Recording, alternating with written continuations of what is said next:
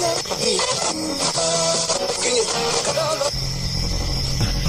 is being broadcast by the Department of Defense of the Republic.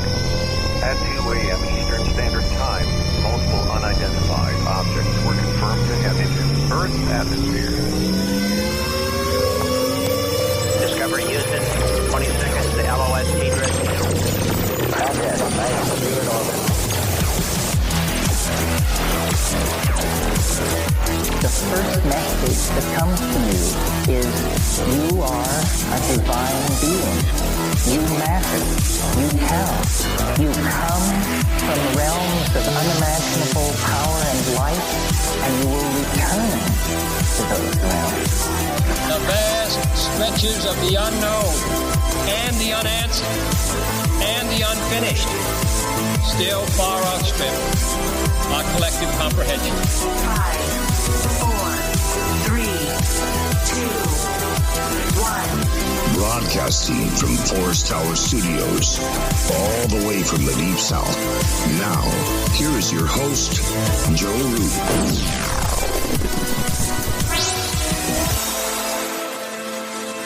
All right, broadcasting from a shack on a hill in the mossy creek bottoms of Cane Creek, Arkansas. I'm Joe Roop, and this is Lighting the Void. It is Wednesday night, October the 2nd. Thank you guys so much for joining us tonight. We are going to be discussing cover-ups once again as we move into October, but this is important, okay? You remember when Andy Thomas was on and we talked about the Apollo moon landings? And he had somebody very special to talk to about this, and that's who's with us tonight. Marcus Allen is with us tonight, and we're going to be discussing that. We're live on the Fringe FM.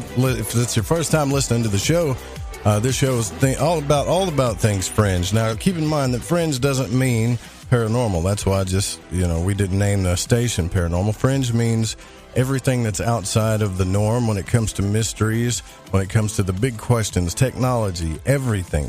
Fringe is what's way out there according to society, but it doesn't mean that it's really way out there, so to speak. And so we're labeled the Fringe, and that's where we're at. We're live on the Fringe FM, KTLK Digital Broadcasting, 5 nights a week, 9 p.m. Pacific to midnight, right here. And tonight our guest is Marcus Allen. He's with us, and we're going to be discussing the Apollo landings and a bit more about cover-ups and what's going on with all of these things. But he claims, and so far I don't think anybody's proven him wrong, that he's never been asked a question about the moon landings that he couldn't answer. Now, that doesn't necessarily mean you're going to like the answer, but he's got answers. So if you want to call in, I'll leave the call-in lines open at any point in time of the show, so you can call in. Usually I start talking about that later, but yeah, it's 1-800-588-0335. Keep these numbers handy. Also, 501-424-5130. Keep that number handy as well. The show is brought to you by GetTheTea.com, the best stuff you can take for detoxing and for health. Monthly. Take it monthly. It's time we have to do this stuff now. And I'm going to keep reminding you. I want to make you feel guilty. I want to make you feel bad. Not really, but I'm trying to protect you guys. And speaking of which, I just want to give a big, big shout out to my buddy Jeff. And if you guys remember Jeff, he used to do the news here on this program. And today I found out that he has cancer. If you remember the Gilson report, he used to actually come in studio. And but it's not spreading, and they think they can heal it, and he's starting treatment right away. And so I need everybody who has any type of healing thoughts and prayers, notions, anything, whatever you do, just send my buddy, if you can, Jeff Gilson, send him your thoughts, prayers, and love, and hopefully it'll all work out. And just wanted to mention that real quick. The show is also brought to you by Ancient Life Oil, ancientlifeoil.com, the best CBD oil, bar none, the Ferrari of CBD oil, and preparewiththefringe.com, where you can get all of your prepping stuff, all of your needs, and the food there is fantastic, and it's got a 25-year shelf life, too. But they don't just have food, they've got all kinds of stuff, so don't just get caught unawares. These are the times. There's been plenty of warnings of late, and I'm not going to go down that road. Don't like to put too much energy in that, but being prepared is never a bad thing. Never. You can head over to ufoseekers.com, backed and supported by the Fringe FM and Lighting the Void if you want to keep a journalistic approach to what's going on. Follow them on Twitter if you want to keep up to date with the conversations they're having. And also, if you want to watch the best of what they do, go to youtube.com/UFO Seekers. If you've seen something that you think might be a UFO or you've had a contact experience, they'd like to hear from you. You can email them, go to their website, or you can also call 661-UFO-7889. Now, we're going to get into the moon landings right now. I want to jump right off with Marcus, and he's here with us all the way from the UK. And Marcus Allen is the UK publisher of Nexus Magazine, which I'm sure all of you are familiar with, which he introduced to the UK in 1994. And Nexus is the world's leading alternative news magazine covering health, future science, hidden history, the unexplained and UFOs. And Nexus originates from Australia and is now sold in over 100 countries, including the USA and Canada. Marcus is now able to pursue his lifelong interest in the unexplained on a full-time basis. The moon landings and ancient Egypt are just two of his favorite taboo subjects among many that he has investigated, around which new questions have been asked that have yet to be adequately, I can't say that word. Maybe it's a Southern thing. Adequately, there it is, answered. Marcus has appeared on many TV shows as well, and during the past 20 years, he's been on a lot of shows to discuss the Apollo moon landing controversy, the BBC, Channel 4, Channel 5, Sky News, and Sci-Fi and Discovery Channels, Edge Media, as well as being interviewed on numerous national and local radio shows in the UK and in the US, Coast to Coast AM, The Conspiracy Show. He's also given many public presentations throughout Britain and Europe, and one in Kathmandu and Nepal, Nepal, which challenges the official story of the moon landing on the moon over 50 years ago. I was going to say moon landing on men 50 years ago, but this is a controversial subject, and I want to say real quick too that Marcus is a gentleman, but you might not like what he's going to say. But I want to hear it. And because of Andy Thomas, he told me to give you a shout, Marcus, and now you're here, and thank you. I really appreciate you spending time with us on this show to discuss this subject. Thank you so much for coming on. Well, thank you, Joe, for inviting me. I'm very pleased that you felt able to do so. I'm grateful to Andy Thomas's recommendation as well. I've known Andy for over 25 years, and we go back through many mysteries. Crop circles being one of them, moon landings, conspiracies generally. So we sort of think about the same sort of things. So it's going to be good to talk about it, and I look forward to the questions which the audience will be putting. I hope I'll be able to satisfy their curiosity as to what's been going on with this strange thing called Apollo. Well, first and foremost, I want to know what you think right off the bat. What is the biggest and most obvious thing to you that is false, that's not real, that they're trying to sell us with this narrative? That's what I want to know. I want to know which one in your mind is like, this one should be very obvious, this one should stick out, this is the one we should all look at as a trigger to know, hey, something's not right here. Right. My particular understanding of the Apollo moon landings is that they did not happen the way we were shown. Whether anybody has landed on the moon or not, I doubt very much, but we certainly see no evidence that it's happened. Now, why could this be? Because obviously we've all seen it on television, haven't we? I watched it live. I'm old enough to have watched it live on television when it happened, when the launch took place on July 16th, 1969. I was up at 3:30 in the morning, it was in London, and I watched all that taking place, and then 4 days later they landed on the moon. We saw that live on television, didn't we? Live. Don't forget, live on television. And it was exciting because I had no reason to doubt it, because I was watching it on television. It must be true. They wouldn't lie to us, would they? And then I started investigating it. About 25 years after the event, I actually heard somebody give a talk. It was about megalithic architecture, I think it was, or something. He showed lots of photographs, and he said, almost as an aside, he said, of course, you've probably seen those photographs of the moon landings. Well, they're not real. You know that, don't you? Now, this was about 1990, and I thought, what is he talking about? Of course they're real. I saw it happen. But I was trained as a photographer in London back in the 60s, and I was familiar with the equipment that was used to take the photographs, the Hasselblad cameras, very, very good cameras. So at that time, 1990, it wasn't really possible to look on the internet and check it out there. I had to go out to an astronomy show in London and buy a set of postcards, which I did, so I could look at them. There were photographs in books as well. And when I looked at these photographs, I was becoming increasingly aware that there were some anomalies, some inconsistencies with what we were being told, not least of which were the photographs were extremely good.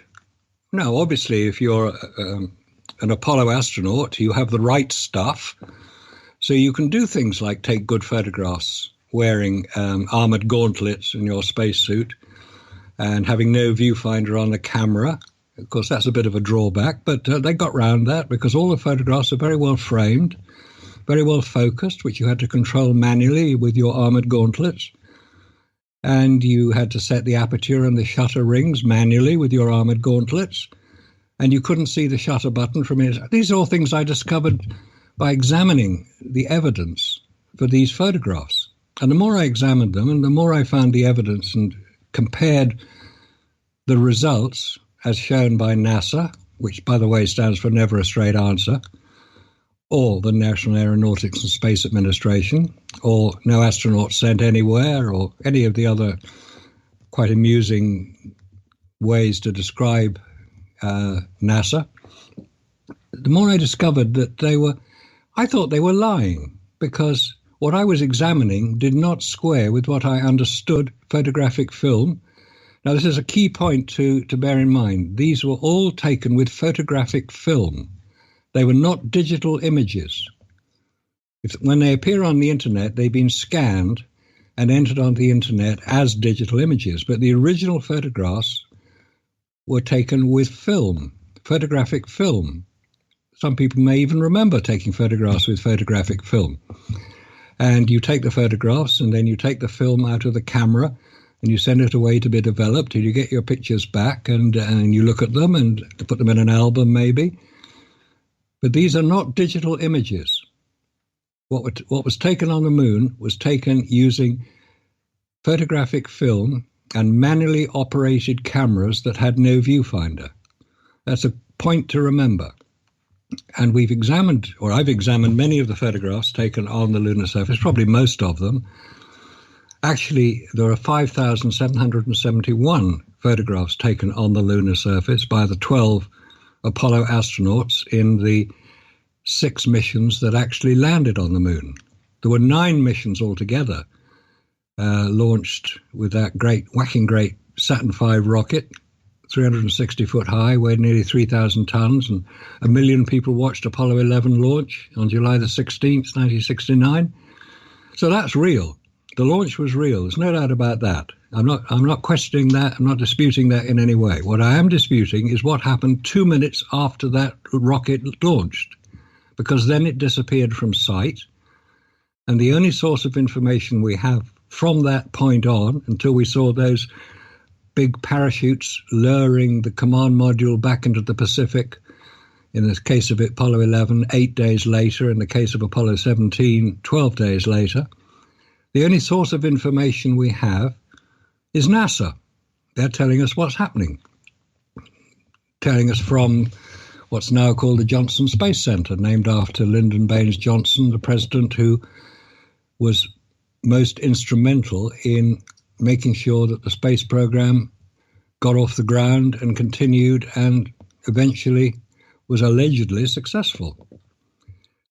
Now, if these photographs can be demonstrated to be not to have been taken on the moon, there's only one other place they could have been taken, and that's here on Earth.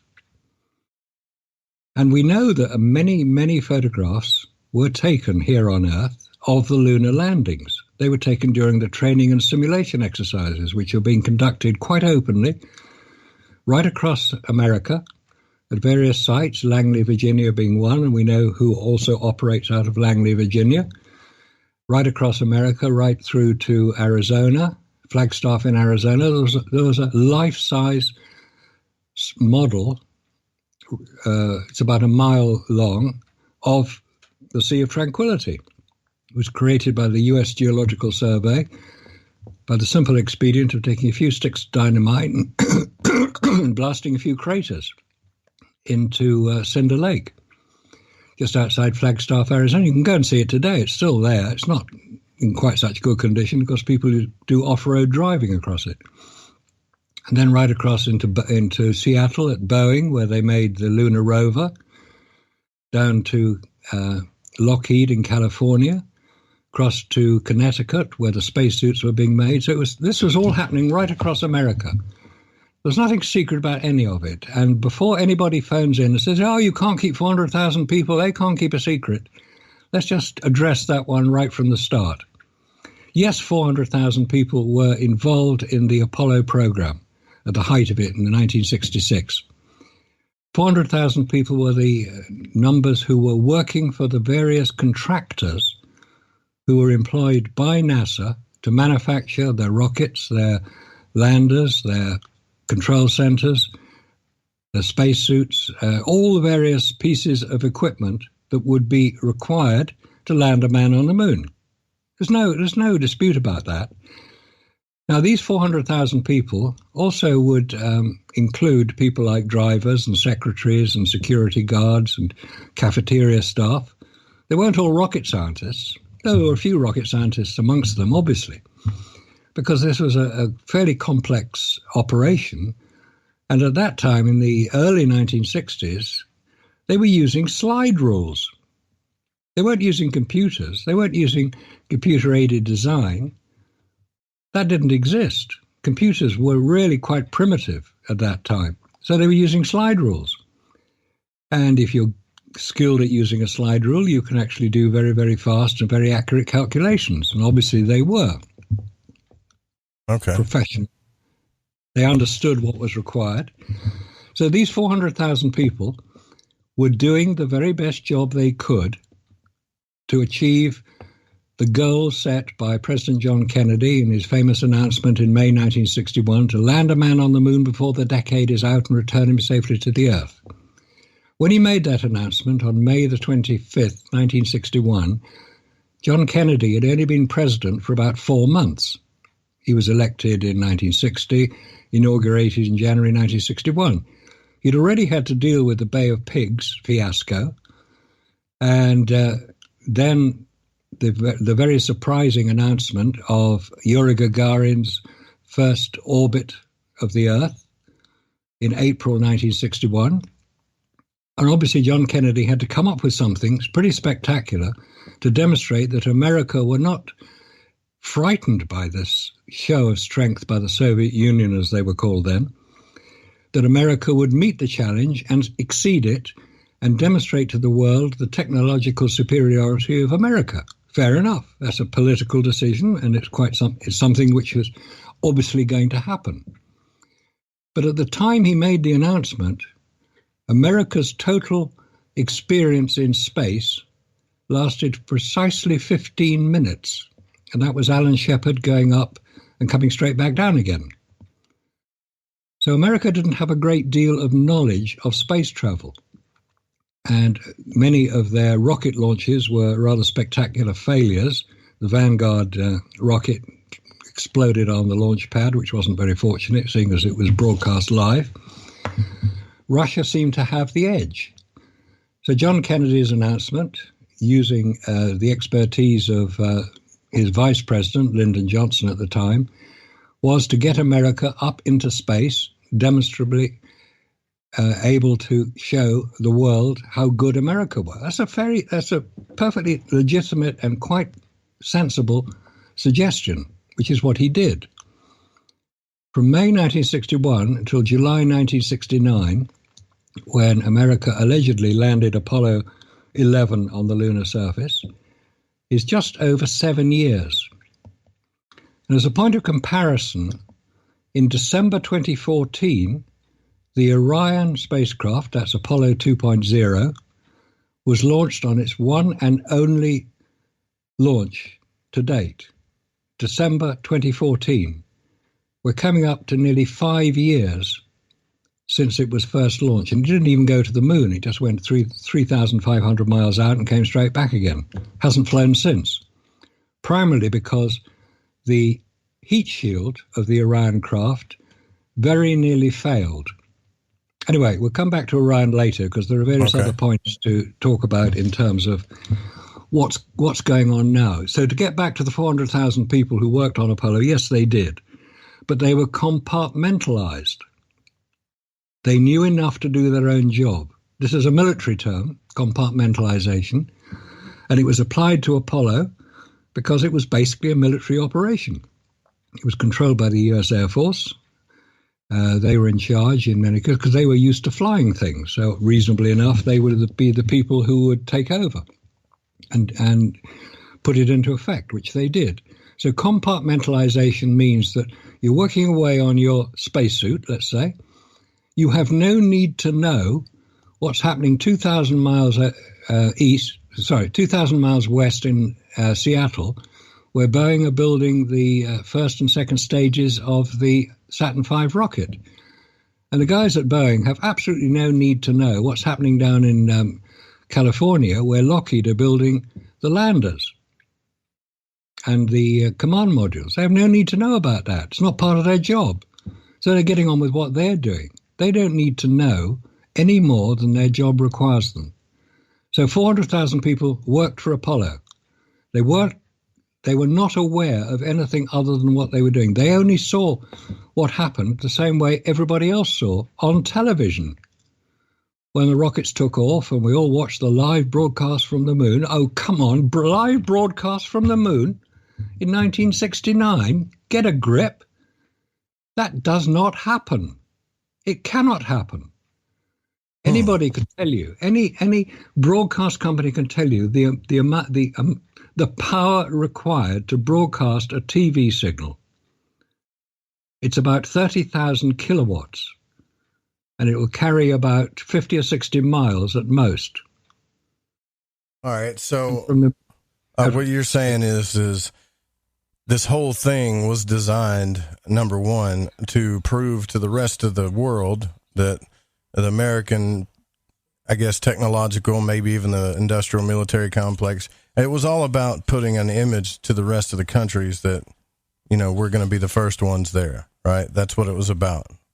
That's right. And you summed it up very well, actually. That's a very accurate summary of what it was about. That may not have been the original decision.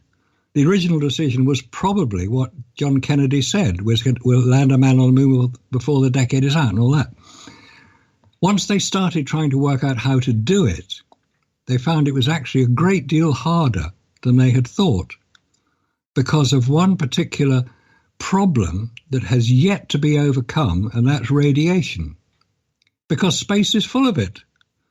After James Van Allen, after whom those famous belts are named, of Iowa University, sent up a Geiger counter on top of Explorer 4 and discovered the strength of radiation in space, basically they said, hey, space is radioactive. Now, at that time, obviously, radioactivity was a topic of conversation. People were familiar with the Hiroshima and Nagasaki bombs which had gone off and the damage they had done and the effects they had had, and all the tests that were being carried out in Nevada, the downwinders, remember those, people who were deliberately exposed to radiation without their knowledge. President Clinton eventually agreed that it had happened and apologized for it, but by that time a lot of people had died. So we knew that radiation was a problem. So that had to be overcome. Has it been overcome? No. NASA, a few years ago, one of the deputy assistant directors of NASA said, radiation is one of the two major problems of human space travel. We cannot allow astronauts to be exposed to the levels of radiation we know exist in space it is too much for them to handle. So if that's been discovered now, how come 24 astronauts managed to go on the Apollo craft all the way to the moon and back? It doesn't make any sense. All right, so I've got some questions here. First and foremost, Eric Markham wants to know in the Fringe FM chat if you're familiar with photographic techniques like zone focusing and using presets for exposure control. And also if you're aware that the framing was accomplished by using a grid focusing site like of the old speed... what is he calling it? The old speed Graflex cameras. Speed graphic camera, yes. Yes, I'm familiar with it. Zone focusing, that can be accomplished by setting the focus ring to a particular point, so it is focusing over specific distances. I'm familiar with the speed graphic cameras and the square grid that they had through which the operator would look to frame his photograph. The point about the Hasselblad cameras is that they didn't have any of that.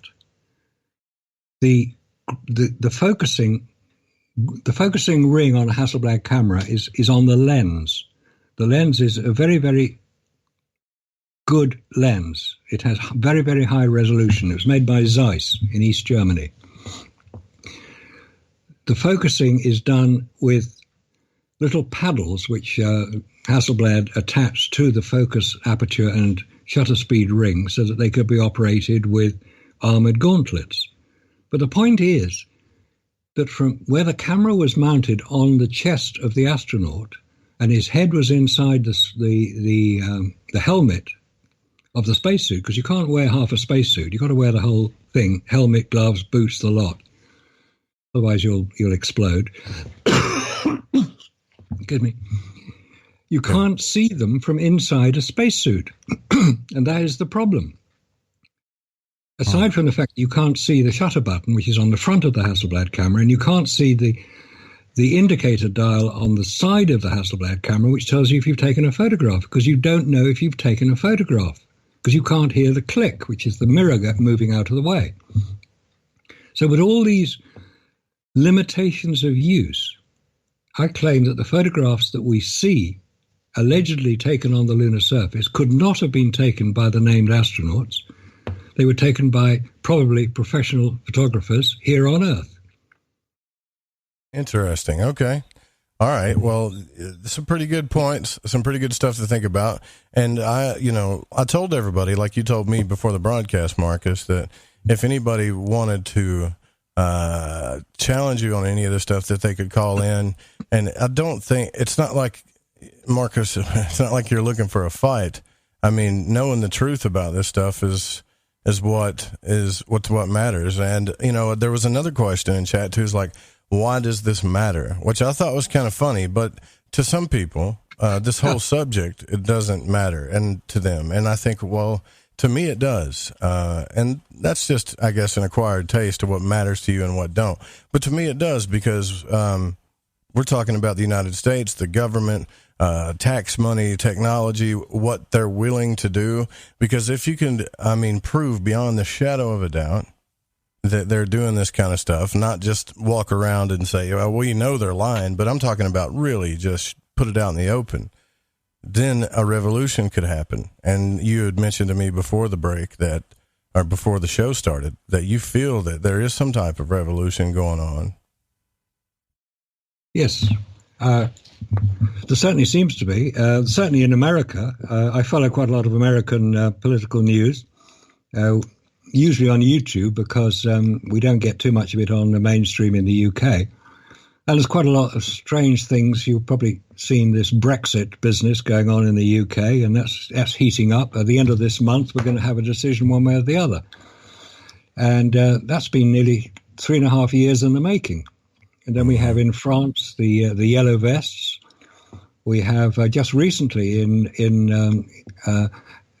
Holland, or rather the Netherlands, you had the longest traffic jam ever created in Europe, because all the farmers were so upset are being ordered to reduce their animal herds and their crops, all in the name of climate change, I believe. Oh, that wow. They just drove their tractors to the capital of the capital of the Netherlands, which is The Hague. It's not Amsterdam. That's a great city, but it's not the capital of Amsterdam.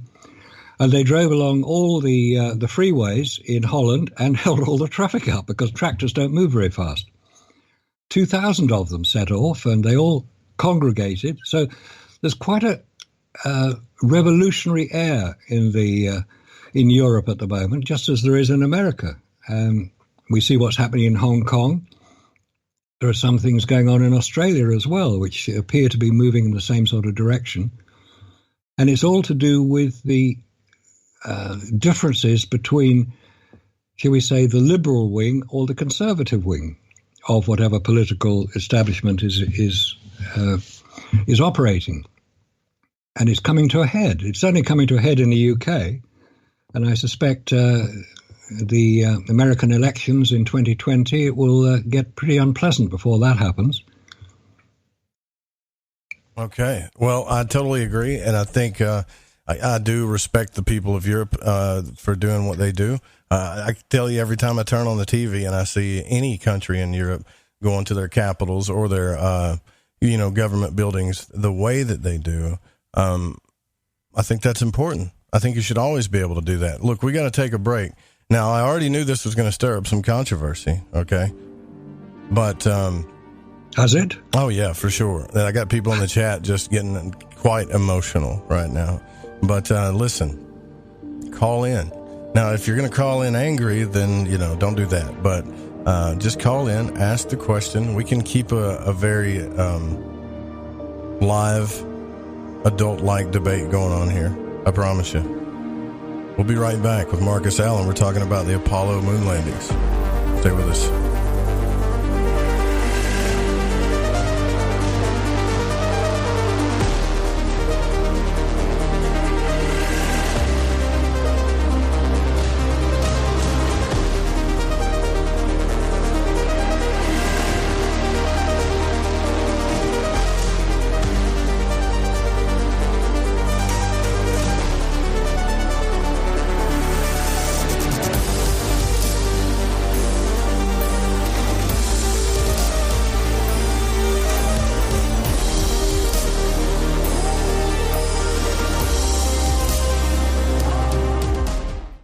Listening to the Fringe FM.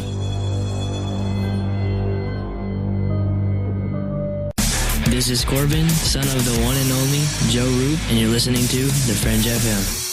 Did you know that qualified patients can access medical cannabis in all 50 states? Cannasense is a medical cannabis collective that helps patients in all 50 states gain access to cannabis medication. Cannasense does this with a streamlined process and strict compliance with the Compassionate Use Act of 1996, the Affordable Care Act, and the U.S. Constitution. It is important for each patient to understand the legalities involved, the cost, and the benefits of cannabis medication. Through truth, legalization, and education, the medical benefits of cannabis will supplant recreational perceptions, and the real vision for change will be realized. Let the people and their personal doctors take control of their medical cannabis decisions before the greed of big business takes over. The tipping point for change is today, and Cannasense is ready to lead the charge and enable legal access for all qualified patients to medical cannabis through its proven system. For more information, go to thefringe.fm/care or click the banner on the website today. I think by now we can get the information. I love magic, and on Lighting the Void, each and every week, you will get to hear shows about magic, mysticism, and many other subjects that stretch your mind and imagination. So when I got my mind on the magic and the magic on my mind, I listened to Lighting the Void on the Fringe FM. It's magic. May the gods look with favor upon you. You're wondering what we're going to do to you, aren't you? I'm getting older and noticing that my body just doesn't work as well as it used to. So I like to keep fit as possible by hitting the gym a few times a week. Recently, I started having a nagging bicep pain, and it got so bad I couldn't even lift the weights. When I was complaining about it to a friend, he told me about angioprim. He said chelation helps remove toxins, heavy metals, and cholesterol in veins and arteries that may cause blockages. You know, after just 1 week of taking angioprim, the pain was gone, and now I'm back in the gym full strength. Scientific research proves the active ingredient in angioprim has superior oral chelation action that helps promote cardiovascular health. So to learn more, go to angioprim.com. That's ANGIOPRIM.com, or talk to a trained consultant. Call Angioprim toll free at 877-882-7221. You'll feel better with more energy. Call 877-882-7221 or go to the website angioprim.com. Come, walk through the mossy creek and up the hill. Never mind the flashing lights and otherworldly shadows. They stay hidden within the trees. Come, step up to the shack and begin your journey to the answers that you seek. This is Lady Anne, and you are listening to Lighting the Void on the Fringe FM. Okay, here we go. AncientLifeOil.com. AncientLifeOil.com. Now this is for CBD. AncientLifeOil.com. Again, for CBD. Where do I get CBD? AncientLifeOil.com. It's pretty good stuff. Organic, non-GMO. We are the Ferrari of CBDs. AncientLifeOil.com. You know, they say when you mention a person's name 3 times when you first meet, that you're going to remember. So I'd say to you, nice to meet you, AncientLifeOil.com. It's AncientLifeOil.com, right? Nice to know that you help people. AncientLifeOil.com. Think about this. Occasional stress, occasional anxiety, occasional inflammation, occasional stiffness, and intruders that get you down.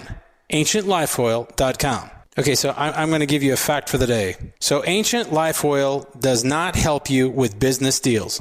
Hold on a second. If you feel better, it could help you make a better decision. Okay, I'm wrong. Just remember to go to AncientLifeOil.com.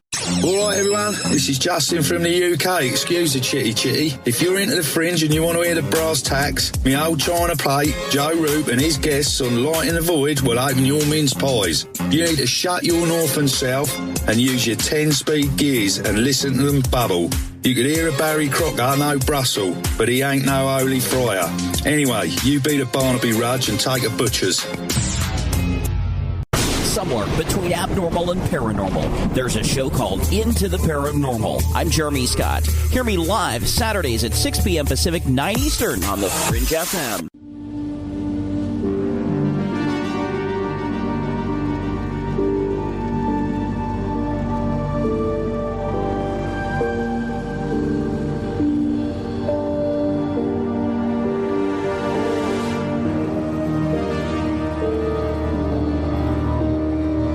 You're listening to Lighting the Void. The call-in number is 1-800-588-0335. If you would like to text, you can text in at 501-777-5631.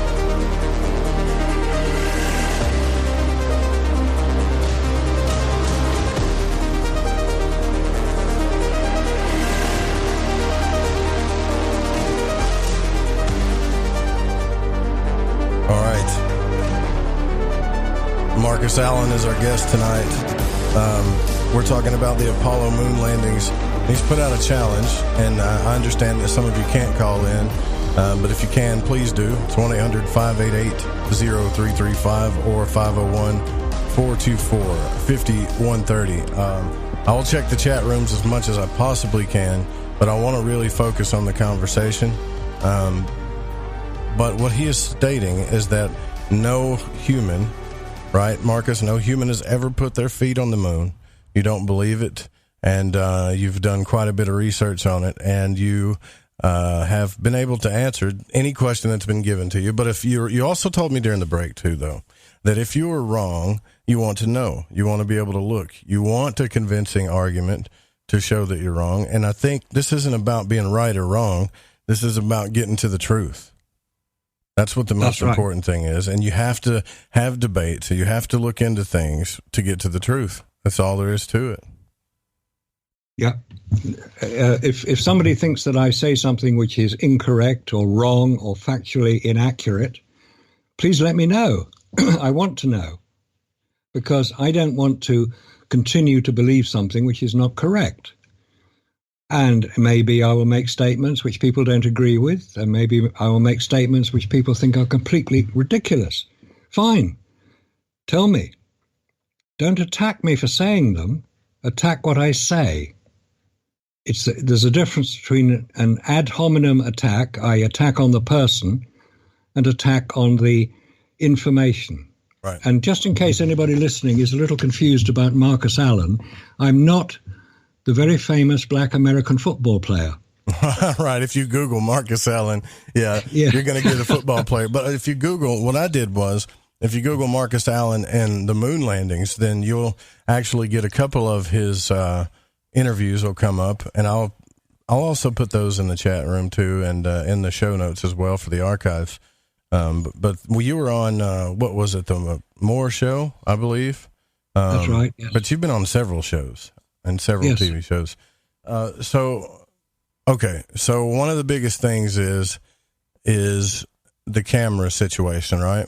And so Eric is stating that there was no reflex mirror to get out of the way. It wasn't a single lens reflex camera. Now you can respond to that, and then the best you can, and then if we don't get any more information, then I guess we'll just leave that there. So what's your thoughts on that? Okay. The Hasselblad camera is made by Victor Hasselblad of Sweden. The Hasselblad camera, it's still made today. You can go into a shop and buy one. It'll look very much like the lunar cameras. It's basically a square box with, on one side of it, the lens which fits on. You can change the lens from a 60mm lens to 80mm, 150, 250 or 500mm lens. So you can change the lens. You can also change the magazine, which is on the back of the camera, and it is a single lens reflex. And that means very simply that it has a single lens. There is only one lump of glass on the front of the camera. A twin lens reflex, like a Rolleiflex or a Mamiya or a Bronica, not a Bronica, that's an SLR as well. A Rolleiflex will have two lenses, one that you look through and one that the light goes into to record on the film. I am talking about a film camera here, don't forget. Uh-huh. So the Hasselblad camera is a single lens reflex camera. And you look through the viewfinder, if you're using it here on Earth, you look through the viewfinder, which is on top of the camera. And you look down into the viewfinder, and the light coming in through the lens is reflected up into the viewfinder by the mirror. That's why the mirror is there, it's to reflect the light. Once you press the shutter button to expose the film, the mirror has to move out of the way of the path of the light.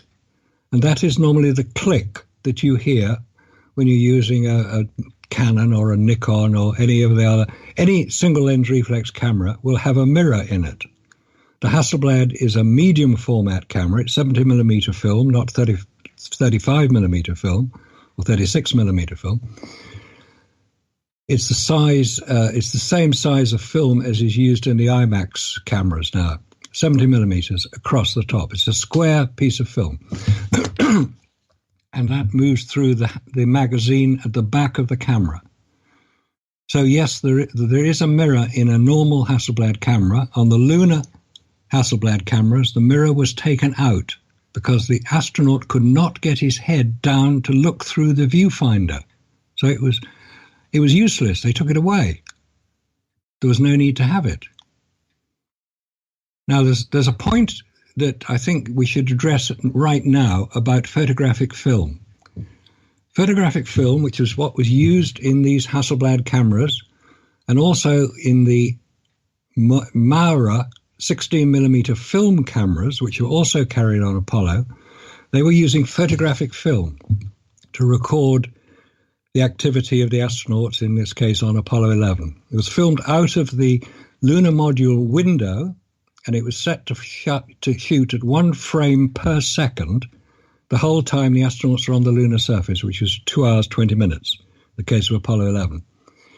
Now, the point about photographic film, not digital, don't forget, we're not talking about digital cameras here, we're talking about photographic film cameras, is that photographic film goes very brittle in a vacuum, and it becomes unusable. How do we know this? Right, there are two other spacecraft which used photographic film. One of them was the Hexagon spy satellite, the KH-9. It was launched in 1970, carried through to 1986, launched several times. That used photographic film. The other one was the Lunar Orbiter, unmanned spacecraft sent to photograph potential landing sites for the Apollo missions. The Lunar Orbiter, 1966, 1967. There were 5 Lunar Orbiter missions.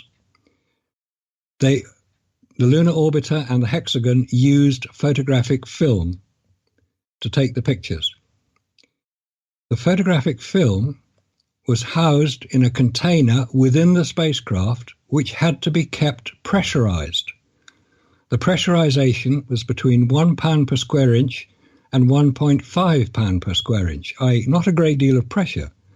The equivalent, incidentally, of pressurization in the atmosphere at about 60,000 feet. If it had to be kept pressurized in these two spacecraft which flew in the vacuum of space, so we're talking about vacuum here, here on Earth, where we stand, we have about 14.8 pound per square inch of atmospheric pressure pressing down on us from all sides. Basically, we don't feel it until we start running, in which case you start running into the atmosphere and it gets a bit difficult to move. The higher up in the atmosphere you go, the less atmosphere there is, so the less pressure there is. And if you get to the top of Mount Everest, which is just under 30,000 feet, the atmospheric pressure there is about 5 pound per square inch, i.e. not very much, which is why people going into low pressure atmospheres have to take their own oxygen with them. It's not that there isn't any oxygen in the atmosphere at that height, there is. It's the pressure is not great enough to force it into our lungs. And that is why we have to take additional oxygen if we want to survive. So, you get up into space where the space station is now, or even on the moon where the vacuum on the moon is so great, it's about 3 or 4 times greater than where the space station is, because bits of the atmosphere sort of float off and there is a little bit of atmosphere. Not a great deal, but there is a little bit. On the moon, there is no atmosphere. There is extreme pressure, extreme vacuum. If you put photographic film into an extreme vacuum, it becomes so brittle, it will probably break. Now, having discovered this, I only discovered this about a year ago, just over a year ago, when I attended a lecture in London given by the designer of the camera for the Hexagon spy satellite. It was a highly classified system until about, I think it was 2011, it was declassified.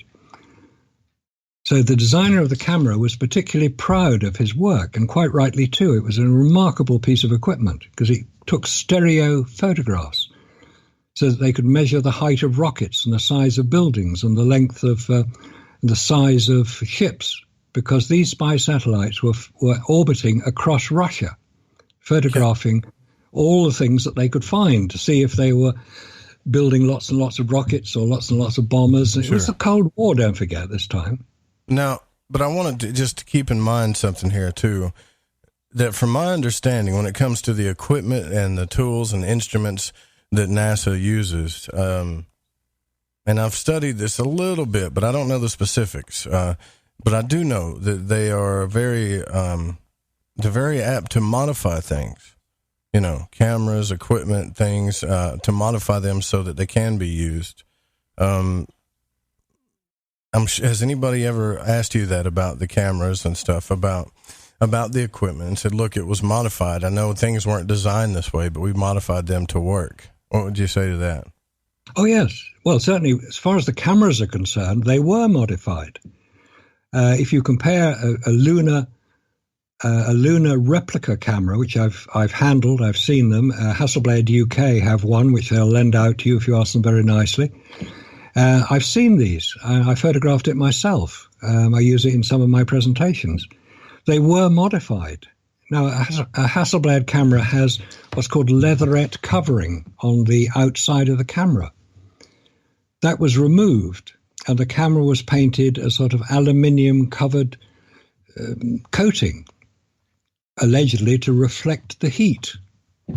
It didn't do that, but that's what we're told it did.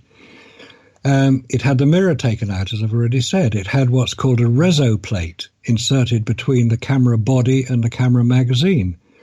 So every photograph taken on the lunar surface has these little crosshairs on them, which you'll supposedly be able to use to determine distances, because determining distance on the moon is difficult. There are no frames of reference. Well, that's what it would appear to be if we look at the photographs. But most of the photographs taken on the lunar surface, allegedly on the lunar surface, have these little crosshairs on them. So there were modifications. The shutter button is where it normally is on a Hasselblad, on the front of the camera, but it was much bigger. It was about 1 inch square, obviously, so that if you're wearing armored gauntlets, which they were with their spacesuits, they could presumably feel around the front of the camera, find out where the shutter button was and press it. Obviously, they missed a few of them, so they had made a pistol grip, which mounted under the camera, and it, as the name implies, it was a pistol, like a pistol grip, right, where you pressed it, and that would then fire the shutter. But you couldn't see where the pistol grip was under the camera because it was hidden by the camera from your spacesuit. So how successful it was, I don't know, but the pictures obviously came out very, very well indeed. We've all seen them. They're very good pictures. No dispute about that at all. But were they taken on the lunar surface? I contend they were not. Okay, fair enough. All right. Let's see here. Now, when we're talking about radiation in the Van Allen belt, are you saying that a rocket can't pass that, or just specifically a human? Because I mean, Elon Musk, and this is from DJ in the Fringe FM chat, which I think is a fair question. Might have an obvious answer, but it's still a fair question. Elon Musk, Blue Origin, Virgin Galactic, they all seem to be okay with their space travel experiments so far. Yeah, absolutely. I follow them quite regularly. I think they're doing a great job. Now, this point about radiation, rockets can go through radiation. You can't actually see it. It's part of the electromagnetic spectrum, but it's not visible light, so you can't actually see it. It doesn't stop a rocket, because we know the rockets have gone beyond the Van Allen radiation belts. Mm-hmm. Some of them gone to the moon even, and some have gone to Mars. And anytime you want to fire a rocket away from Earth, you have to go through these Van Allen belts. They start at about 600 miles above the Earth's surface, and they extend out to about 20,000, 25,000 miles. It depends on the amount of radiation that is it's accumulated from the sun and from galactic cosmic rays, i.e. deep space. We call them belts because they are held in place by the Earth's magnetic field, which, as we all know, points north. If you take your compass, what that is following the lines of radiation, lines of magnetism generated inside the Earth by the iron core of the Earth. These lines of magnetism move out from the Earth, from the North and South poles, and they form, in effect, big belts around the Earth. And those are what protect the Earth from the dangers of radiation. Because if you go out into humans are very delicate little creatures. We're not designed to operate in radiation environments. If you sit out in the sun for too long, you get skin cancer and die.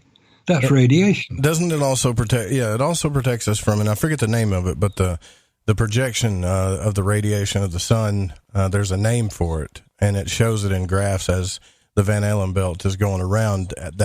That energy going around it or deflecting it, so to speak. Yes. Yeah. Yes. What it's deflecting is what's called the solar wind. That's right. That's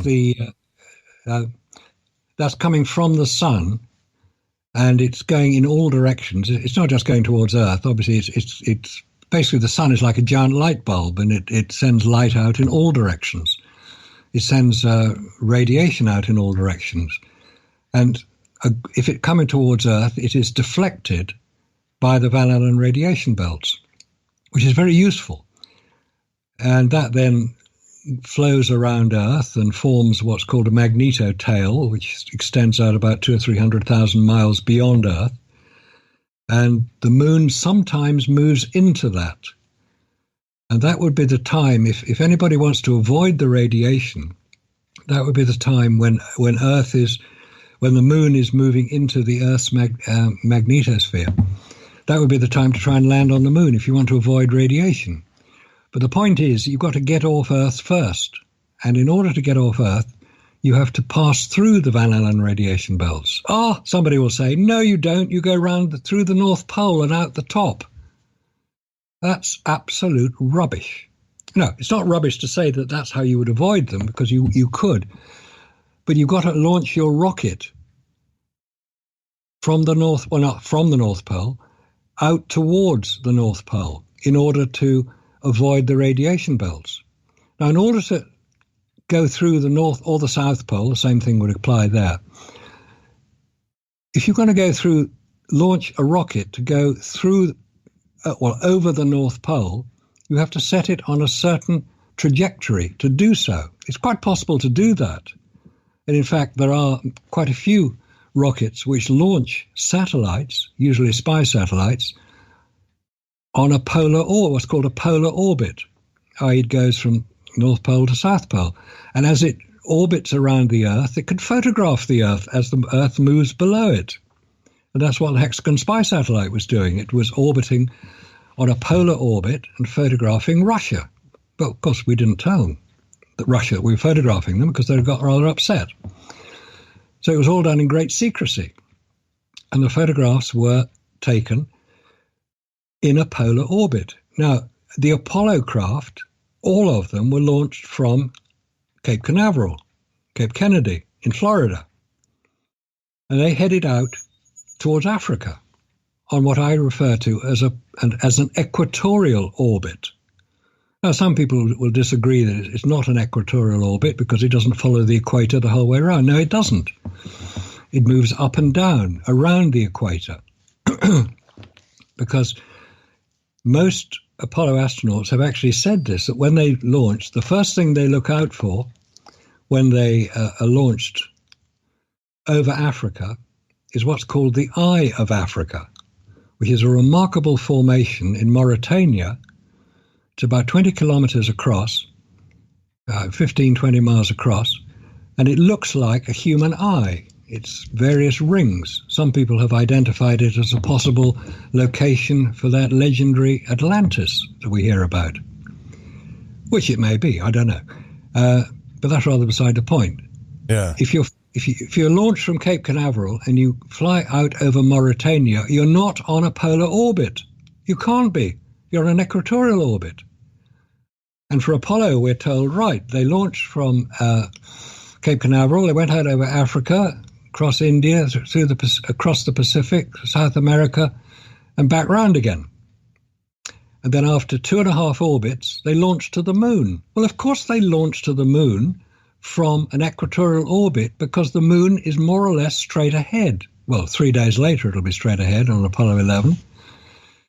If you fly out through a polar orbit, you're going to miss the moon because changing direction in a rocket is not as simple as changing direction in a car.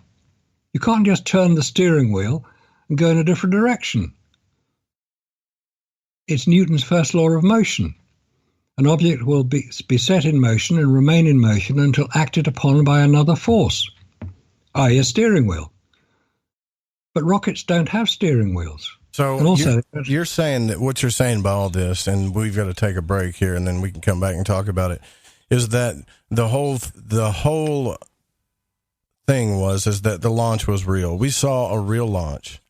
Absolutely. The launch was real. But we did not land on the moon. The rockets went where? Into low Earth orbit. And that's about 150 miles up. Well, to be honest, I don't have direct evidence for that. Okay. What I am saying is that if they went to the moon, they went through the Van Allen radiation belts and the radiation of space, and they had no protection against it.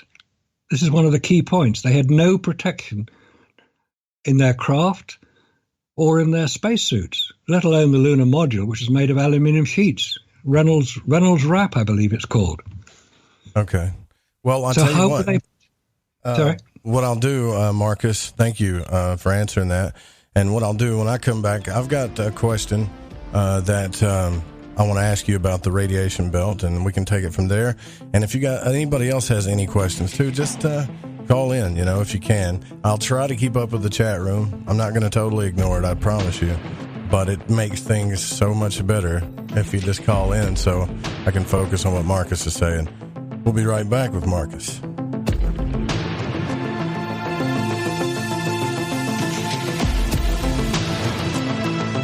You're listening to Lighting the Void Radio.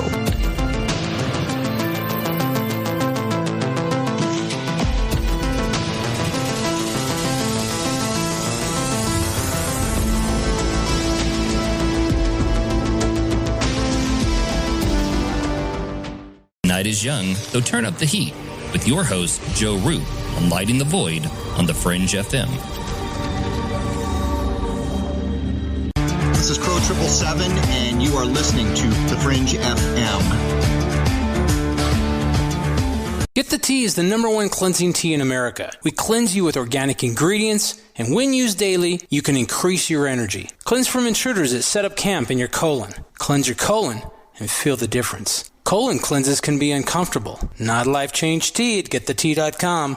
Life Change Tea is mild yet truly effective. Cleanse your insides every day. Easy to make, easy to use, and feel the results. Are you sold? Okay, then here's how to order. Log on to GetTheTea.com. That's GetTheTea.com. Look for our specials on the front page. Get the Tea also carries top-rated supplements for those who care about their health naturally. Again, log on to GetTheTea.com. That's GetTheTea.com and feel the results. And for those of you that arm yourself with information, come to our webinar every other Monday at 5 p.m. Pacific time. That's every other Monday at 5 p.m. Pacific. You can sign up at GetTheTea.com. I'm Ryan Gable, and I want to remind you to keep your radio, phone, tablet, or computer tuned to the Fringe FM, and visit the website thefringe.fm to listen to the entire lineup of shows. You can also catch my broadcast, The Secret Teachings, Monday through Friday, beginning at 12 a.m. midnight U.S. Pacific Time, right here on the Fringe FM. Alex X. Hi, I'm Alex Exum, and you're listening to the Fringe FM. OMG! People are jumping on board to the Life Change Tea Regiment. Brew, steep, and drink for a gentle, taste-great cleanse. It's changing how they feel. See what everybody's talking about. Log on to GetTheTea.com. That's GetTheTea.com. Life Change Tea aids in digestive slowdown and helps people get moving down a healthy path. We won't make claims. We'll just let you decide. Experience is much better than a commercial anyway. If you want results, log on to GetTheTea.com and purchase your super strength cleansing tea. You won't be disappointed. And if you're looking for some mind-body suggestions, go to YouTube and punch in the search bar Health Matters Now. That's Health Matters Now. Put power into your health now. So, GetTheTea.com. That's GetTheTea.com for super strength tea. And YouTube, Health Matters Now. That's Health Matters Now for valuable suggestions. GetTheTea.com. The tea that makes you go. This is Reverend John M. Polk. Please visit me at johnpolkmedia.com and visit my show, Quantum Hologram Matrix, 5 p.m. Pacific, 8 p.m. Eastern, every Tuesday on thefringe.fm.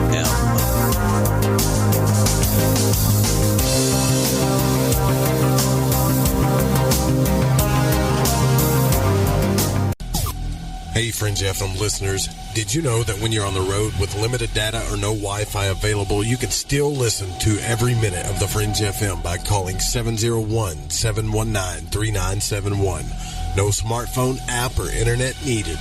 Saves your data plan and no extra cost if you have unlimited minutes. Call 701-719-3971. That's 701-719-3971. Listen to the Fringe FM on any phone, anytime, anywhere. Hey, is that a new music app? Yeah, check it out. Surfer Music Discovery. It links to thousands of online stations, but the twist is you see the song names and artists that are now playing live. That's different. No guessing. Looks like a waterfall of music. So many formats. Rock, oldies, country, R&B, jazz, and a whole lot more. How's that spelled? Surfer. S-U-R-F-R. Is it expensive? It's free. No need to sign up or sign in. Get the Surfer Music app free from Google Play or the App Store. Hola, Fringe listeners. This is Dave Cruz of Beyond the Strange, and you're listening to The Fringe FM.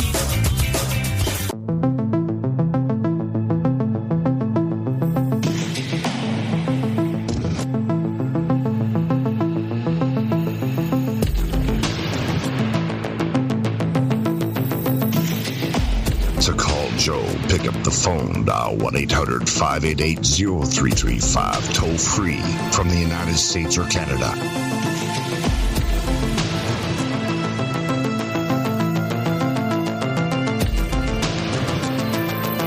You're listening to Lighting the Void Radio.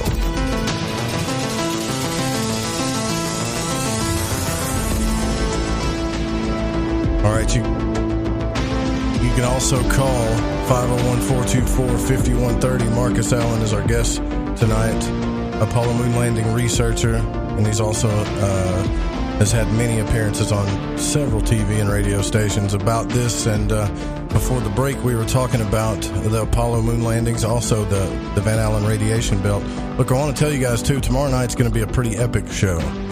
If you're into magic and the occult, Dr. Stephen Skinner himself is going to be here, and I say that because it's a big deal to me. Just he's one of my favorite authors on the subject, and I think you'll find what he has to say very interesting. But tonight we're here with Marcus Allen, who was recommended by Andy Thomas, and so far it has not been proven a bad recommendation. So thank you, Marcus, for coming on to the UK. I know it's early in the morning, so we do value your time, and I really appreciate you doing this, because I want to hit this question real quick before we get back into the specifics of things. One of the biggest questions that I'm seeing frequently here, and I think we should just reiterate one more time, is why in the world would they fake it in the first place? What's the point? And I know we've already asked that, but I don't think people are getting the point why we would do that. Like, why is it so important for this to be faked? Why would it be so important for all of them to be faked? Why should they be faked? It's a very valid and useful question. Right, Apollo started in 1961. Everybody got set to designing the rockets, designing everything that they thought they were going to need for it, the spacesuits, the landers, the rovers, all the kit and caboodle that was needed. By about mid-1960s, 66, maybe 67, probably around the time of the Apollo 1 fire, if you remember that, where three astronauts, Gus Grissom, Ed White, and Chaffee, were killed through an accident on Apollo 1, which is on the ground. It was a test. Maybe they discovered at that point that it was not that easy to go to the moon. And they decided, well, we have President Kennedy's challenge or directive. Kennedy's now dead, of course. He's now martyred. We have to fulfill his challenge. We have to fulfill what he determined we should be doing. Therefore, we better do it. But if we can't physically do it, what are we going to do? Well, if you can't make it, you fake it. We've already discovered that transmitting live television pictures from the moon with 3 kilowatts of power from the Apollo lunar lander would be totally inadequate to transmit a television picture across 240,000 miles. and through 75 miles of the Earth's atmosphere. Having discovered that television pictures could not be transmitted live from the moon, the radiation was still a major problem. Could humans survive going through these radiation belts twice? And we're being told, quite recently, we're being told, well, it didn't matter because we skirted around the outside of them. So we didn't actually expose astronauts to the radiation to that level. And anyway, they had dosimeters in their craft, which showed they didn't receive more than basically maybe a chest X-ray level of radiation. So it was all okay. So don't worry about it, guys. Radiation isn't a problem. Oh, yes, it is. Radiation is a major problem. It still is. NASA have not overcome it. 50 years ago, 24 astronauts, and I say 24 in 9 craft, there were 27.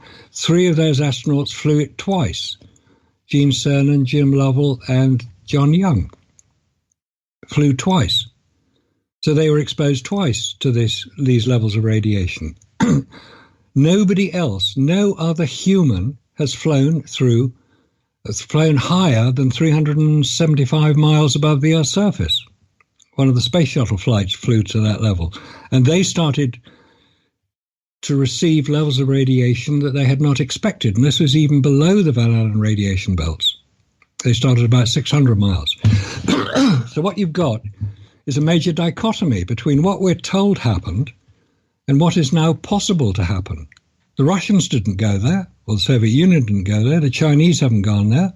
Indians have only sent unmanned craft.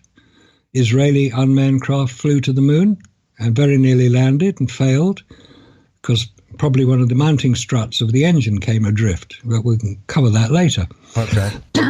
So what you've got is this strange 50-year-old story of 24 astronauts flying through these Van Allen radiation belts with no apparent harm to them at all. Nobody going in the 50-year intervening period, no other human has gone anywhere near these Van Allen radiation belts.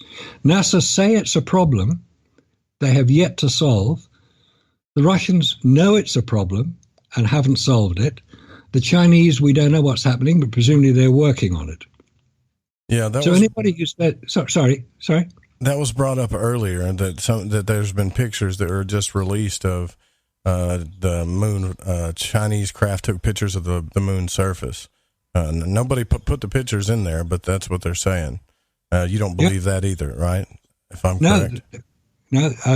The Chinese craft was an unmanned craft. Okay. And it's perfectly possible to land unmanned craft on the lunar surface. That I don't challenge that. Gotcha. Because the Russians did it. In fact, they were the first to land a soft landing on the moon in 1959. The Chinese have done it. The Americans have done it with the Surveyor craft, the Orbiter craft. These were all unmanned. This is the difference. Humans are very delicate little creatures. We need a lot of protection. It's being worked on around the world. People are working on solving this problem. And I imagine that Elon Musk and Jeff Bezos and Richard Branson are probably addressing the problem now. I saw the recent assembly of Jeff Bezos's Blue Origin craft. Very impressive. Elon Musk has done some remarkable work with his lunar lander, the spaceship. But is he going to put humans in it? Well, he says he is, but how's he going to ensure their protection? Because it would be let's just say it'd be rather bad publicity if he put humans in it, sent them to the moon, and they came back dead. Because that's what happens if you get exposed to extreme levels of radiation. Okay. And there are many stories being put out by NASA right now, quite recently. I think we discussed this a little bit during the break. During the break, and I want to bring this up, and this was brought to my attention by Dennis, and it's like, how did Apollo astronauts get through the Van Allen belts? And what they're saying is that it's speed and trajectory. So they're saying that in this, you're saying these things are propaganda. So they're saying that it's a common misapprehension that all radiation is some sort of magic death ray, but they said it's not. What they're saying is type, dose, and duration of radiation make all the difference, and that we evolved on a radioactive planet, and sunlight is the type of radiation, so is nuclear radiation, and that kills, but it also can be stopped by our outer layer of our dead skin cells. But even our bones are weakly radioactive, and we've evolved to handle the gamma rays that they produce within our bodies just fine. And long before Apollo, NASA launched a fleet of probes to map and characterize the Van Allen belts, and they have a diagram here. The belts primarily consist of an inner band of energetic protons and an outer band of electrons, all trapped from the solar wind by the Earth's magnetic field. So for manned space travel, the primary concern is the inner belt, and the Apollo missions were planned as to pass through the inner belt on the night side of the Earth when the radiation intensity is lower and at a relatively high inclination, so as to pass through the thinnest ear of the inner belt. And probe data indicated, and actual dosimeters worn by the Apollo crews confirmed, that the total exposure due to the Van Allen belt passage would be about the equivalent of a chest x-ray. In other words, they're saying it's nothing to worry about. And this is what you're saying has been handed out as propaganda. Is that what you hearing? Yes, basically it's that. It's NASA is rewriting their story. It's basically in response to the considerably increased number of challenges to NASA. Well, how did you get through these Van Allen radiation belts? And this is their answer. Oh, we launched at night, so it was less, and we went up through the poles, and we skirted around the edge of the belt, so we didn't really affect it very much. It was like a couple of chest x-rays. If you look at the original press packs, these are publicly available, the Apollo press packs, which outlined in considerable detail everything that would happen on each mission. And I've read these press packs, and I've looked at the information which is contained in them. These were written at the time of the launches, i.e. in the 1960s, 69 for Apollo 11, 72 for Apollo 17. These were written when they happened. That's what press pack was about, so that the press could get the information before the launch and they could report it. That was what it was all about. In those press packs, they're about 200 or 300 pages long, are diagrams showing how they were going to launch what they call TLI, translunar injection, i.e. they would launch towards the moon. They did it over the Pacific, which is nowhere near the North Pole, according to my geography. They didn't skirt around the belt, they went straight through them. NASA are now rewriting their records, which is basically a bit dishonest, rather than addressing the problem when other parts of NASA are saying we do have a major problem with radiation. So it's a matter of who you believe. Do you believe what NASA said at the beginning of the Apollo missions, that we're going to go straight through the belts? Or do you believe what they're writing about now? We went through the pole. Well, technically that's not possible. You can't just change direction from the middle of an orbit. And anyway, if you did, you wouldn't get to the moon. If you launch out through the Earth's polar region, you're heading well away from the moon. If you launch over the Pacific, you just accelerate so that you can overcome Earth's gravity. You have to accelerate from 18,000 miles an hour, which is Earth orbit speed, to 25,000 miles an hour, which is leaving Earth's gravity. If you do that, you've got to basically fire off in the direction you want to go, because otherwise you're going to have to change direction. They seem to have missed out that bit. So this radiation question is still a major issue. Yes, humans are able to withstand levels of radiation. That's why we have melanin in our skins, which protect us from the ultraviolet rays. It's the ultraviolet which causes tanning. So we all look rather beautiful. But it's always interesting, I find, that the white race will tan, and the black race, which normally lives in more tropical climates, appear to be well tanned already. It's as if somebody got it wrong, because white-skinned people are susceptible to tanning, which is a form of radiation. You're quite right. Yes, our skin will deflect certain of the electromagnetic spectrum, but if we get too much of it, it'll cause us a major problem. It's called cancer. What we need to avoid is that. Now, I mentioned the Orion craft, launched in December 2014.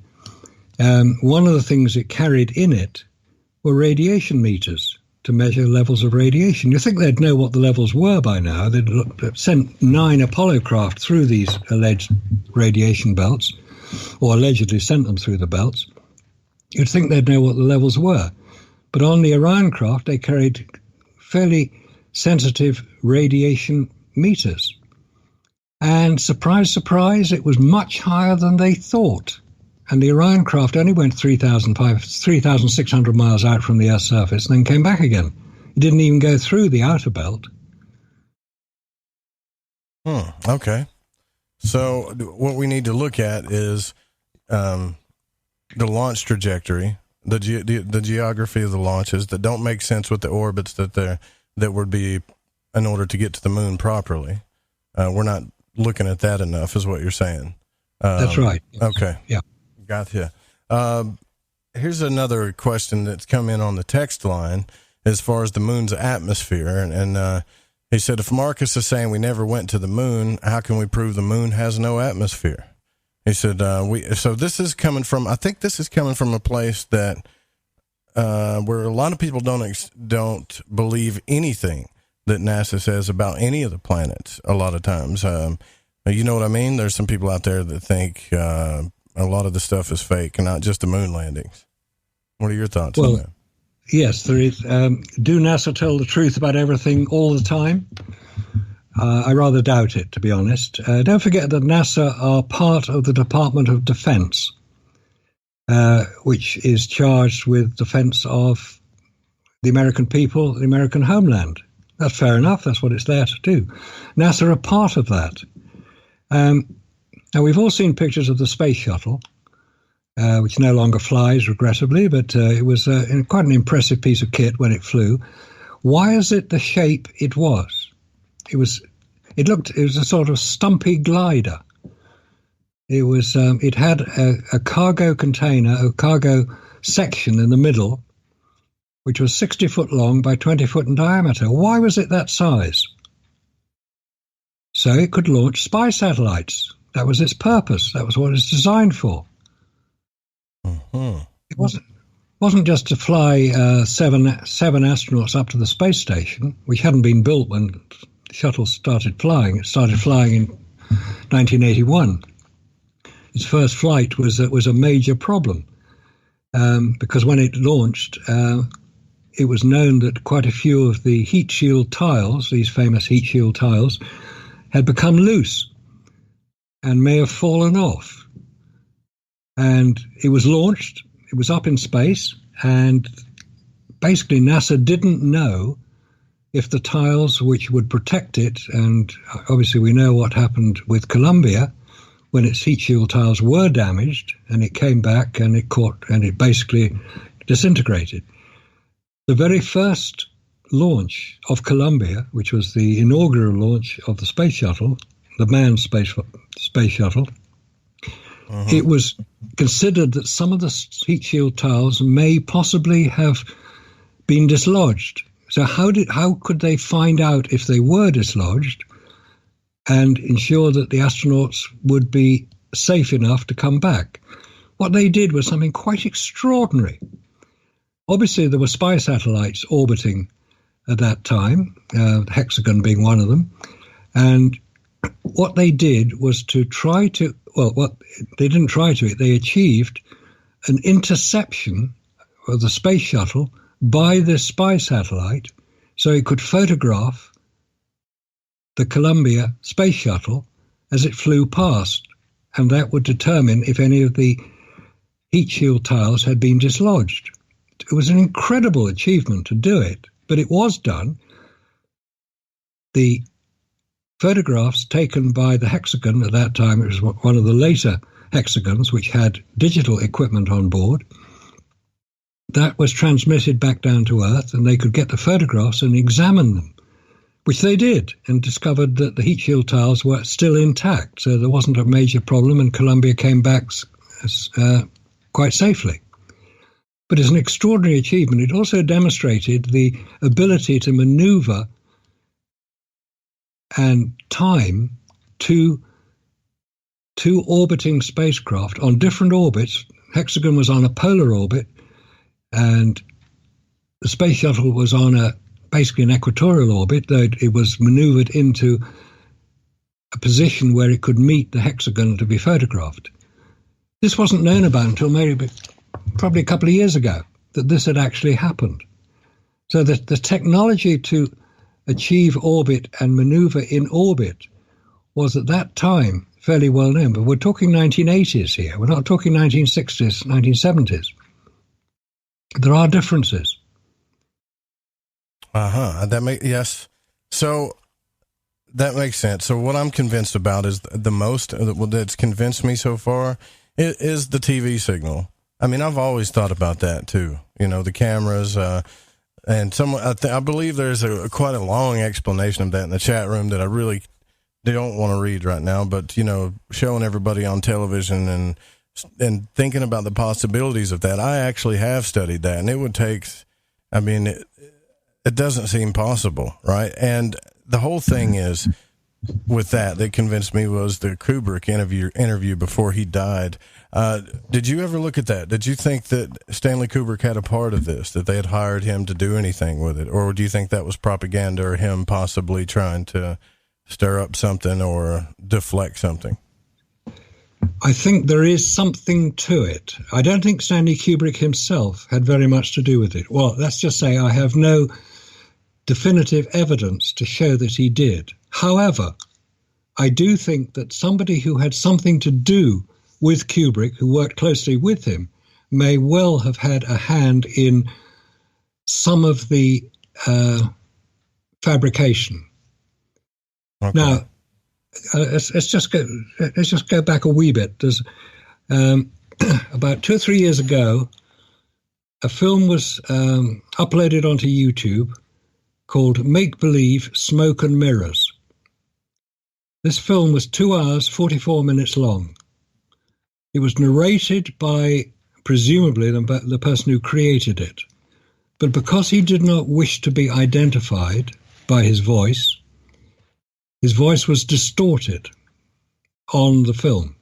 Regrettably, the distortion was so severe that it was virtually impossible to understand anything that was being said.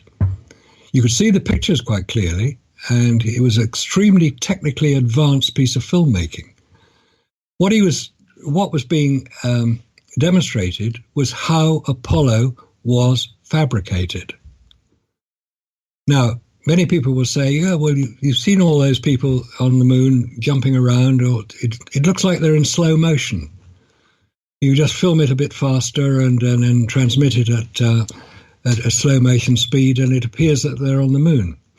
It's not as simple as that, because what this film, Make Believe, Smoke and Mirrors, did, and it's now been subtitled, and there are various websites where you can see it. It's not on YouTube anymore. It's one of those things that have been censored, as have some of my talks. Well, I believe that. I totally believe that. I've got a friend that's been banned for life on YouTube. The censorship is crazy, and now I'm starting to believe, I used to think I was paranoid about it, but I'm starting to believe that Facebook's kind of doing the same thing, or what they call shadow banning. I mean, we're at the mercy of these people. Remember that, social media. Oh, yeah. We'll be right back with Marcus Allen here. We're at the halfway through the show. This is Lighting the Void. I'm your host, Joe Roop. If you got any questions, call in 1-800-588-0335. If you want to challenge Marcus Allen on these moon landings, we'll be right back.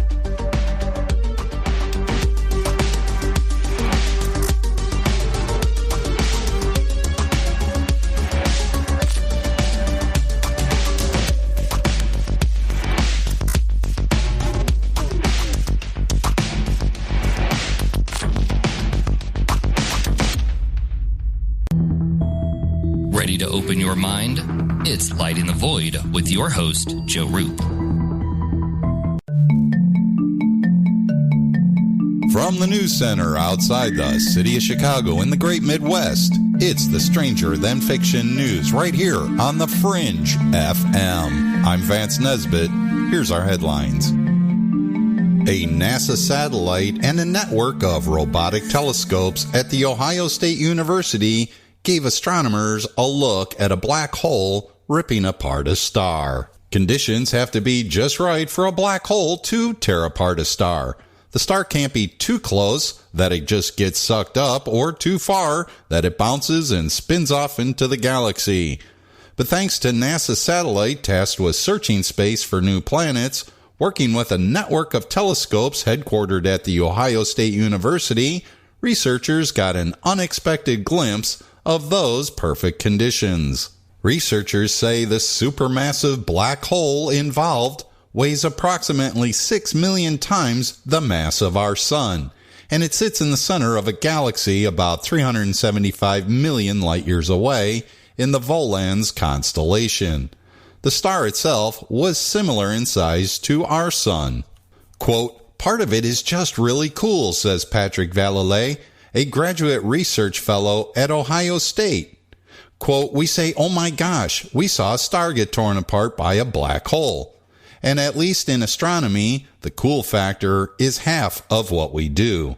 The other half," he says, "is that we are able to detect it early, train more telescopes on the black hole, and capture unprecedented data about the rare event." Source, ohiostateuniversity.org. And a walrus defending her calves just sank a Russian Navy boat in the Arctic Ocean.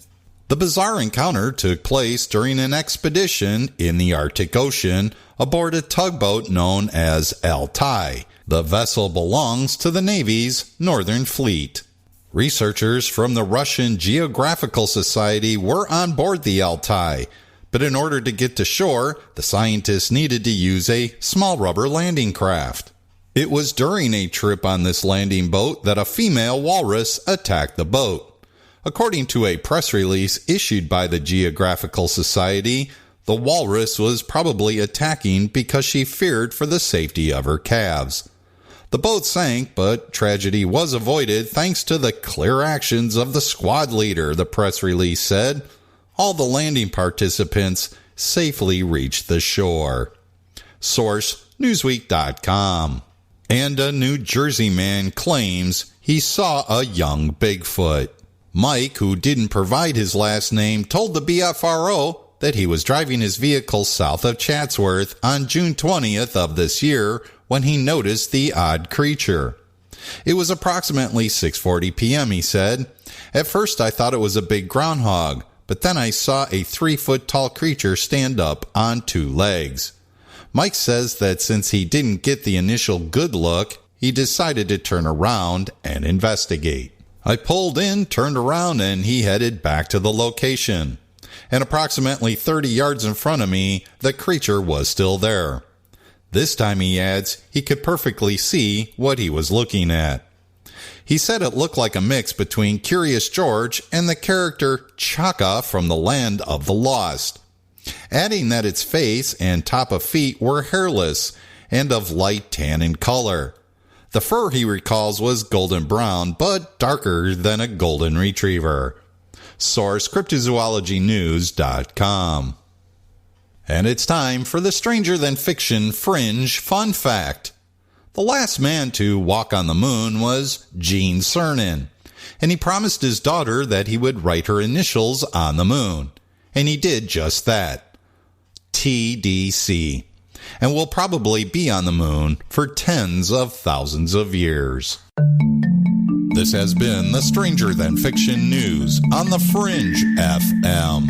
Again, I'm Vance Nesbitt, news anchor and sorcerer.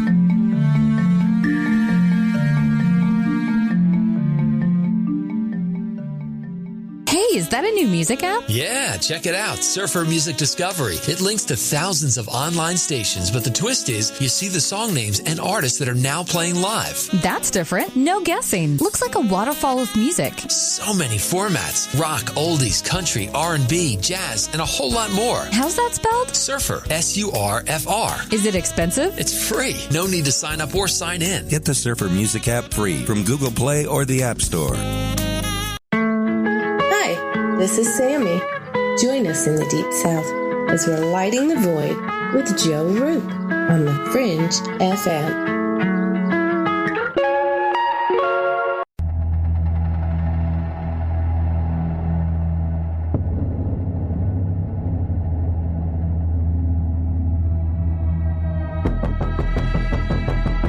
You're listening to Lighting the Void. The call-in number is 1-800-588-0335. If you would like to text, you can text in at 501-777-5631.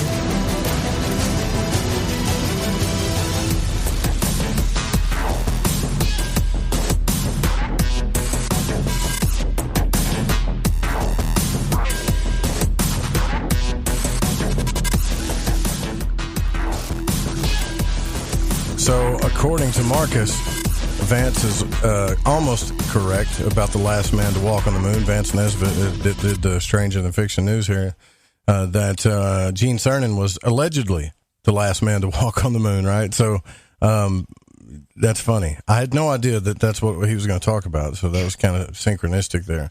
And speaking of which, this is a good point to bring up, I think. Who, in your mind, do you believe, based on your research and studies, was the head honcho, the one running the show, the one that was responsible for the entire operation of the fake of all this stuff, the fake of the moon landings? I think we have to go to the politicians for that one. The main driving force behind the Apollo program was Lyndon Johnson. He was president after the death of Kennedy, November 1963, right up to 1968, when Richard Nixon took over.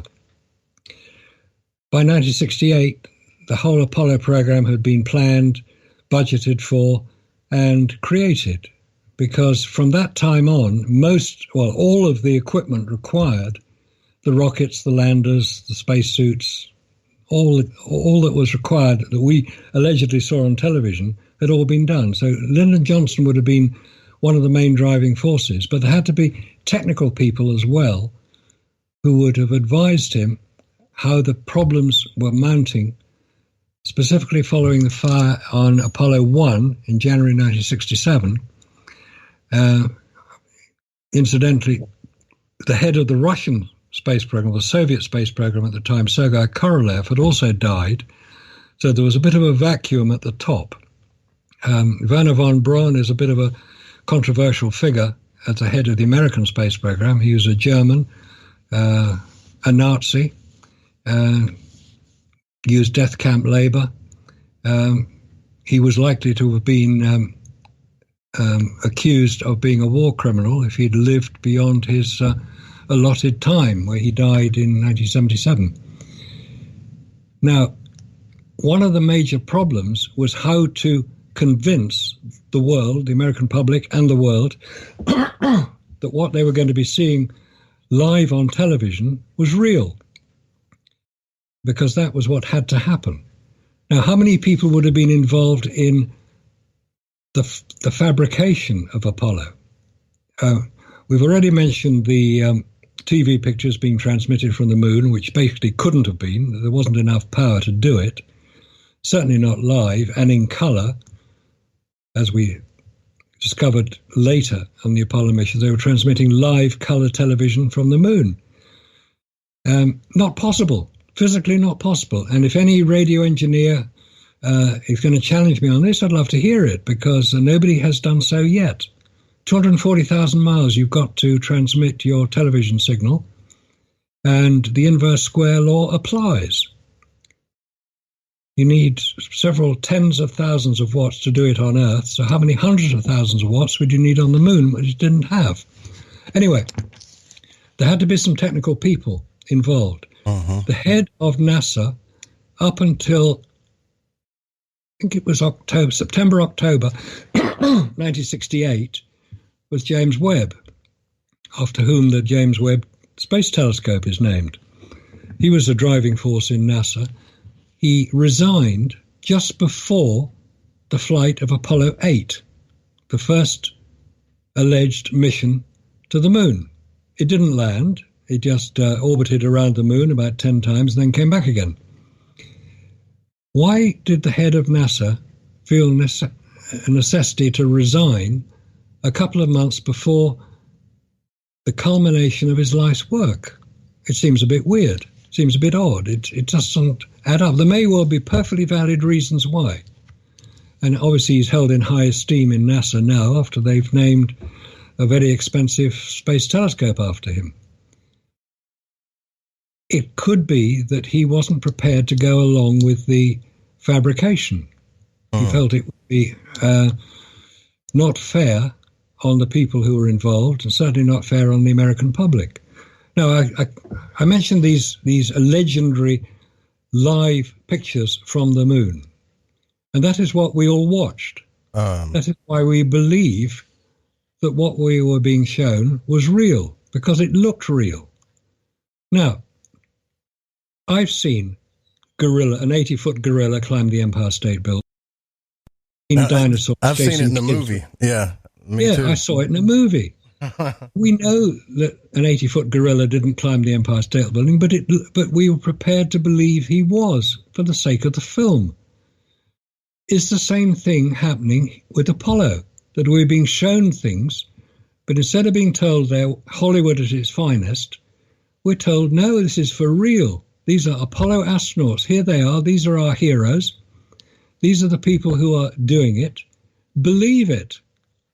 That's what we're being asked to believe. That's what we're being asked to take on board and go with. And a lot of people do. A lot of people want to believe it. I want to believe that it happened.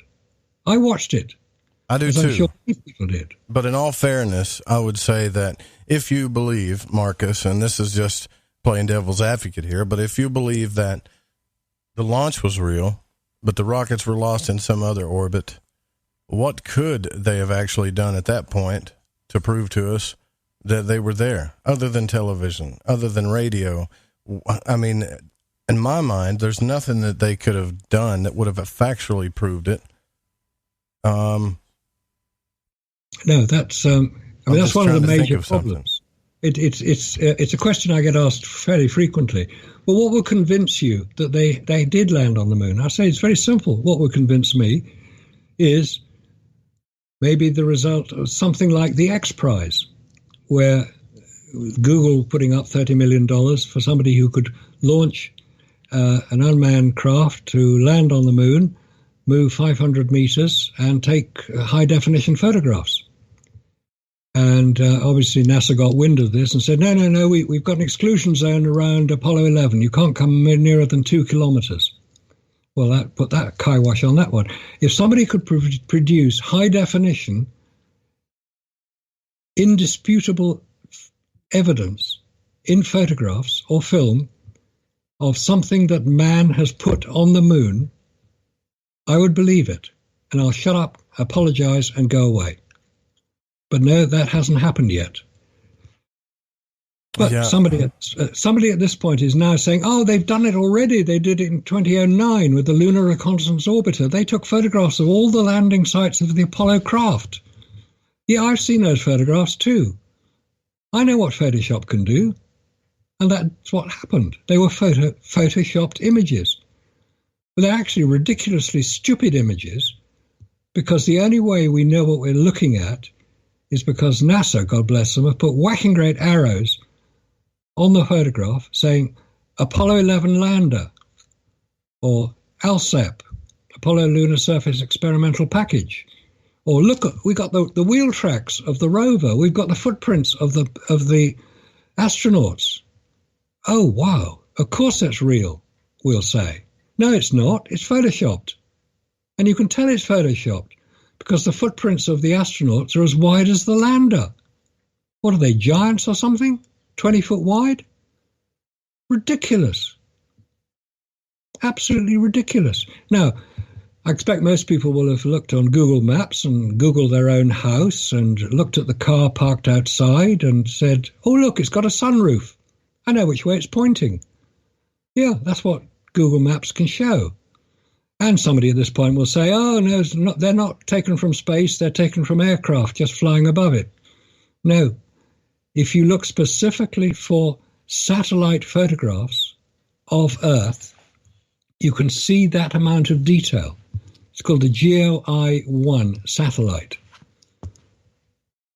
And I have a photograph taken by the GeoEye-1 satellite, 640 kilometers above the Earth's surface, or 400 miles, which shows, in this case, the London Eye, which has little cabs on it, which you travel in and look at all the wonderful sights of London. And just off a little further away from the London Eye is a car park where all the people in the London Eye have parked their cars so they can go on it. And you can see the cars in the car park, and you can see the sunroof on the roof, and you can tell which way it's pointing. Cars are about a little bit smaller than the lunar landers. The average car is about 15 foot long. The lunar lander is about 15 foot wide if you include part of the legs. On the Lunar Reconnaissance Orbiter photograph showing these alleged landing sites, you see nothing of that detail. You see a few white pixels surrounded by a few black pixels, which is supposed to be the shadow. It's not even an extended shadow. It could be a rock, could be a bright image. It certainly doesn't convince me it's an Apollo landing craft, because it's just... And these were taken, get this, these were taken by the Lunar Reconnaissance Orbiter from 15 miles above the lunar surface, shooting through the vacuum of space, compared to the atmosphere and pollution in the Earth's atmosphere from 400 miles above the Earth. I don't buy it. I don't buy that these photographs show anything at all that man has had anything to do with, other than the photoshopping of the image. It's a ridiculous story. It's yet another diversionary tactic by people desperate to cling on to the sad story of the Apollo moon landings, the greatest achievement of the 20th century.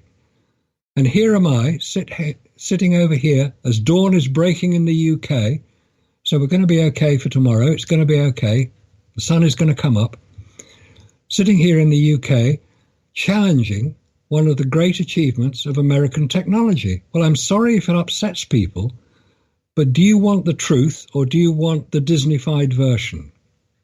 I want the truth. If you're happy with Disney, fine, that's okay. Not a problem. But you got to live with it. Yeah, I am wondering why. Like I could understand why people would get angry if they just believe it down to their core, you know.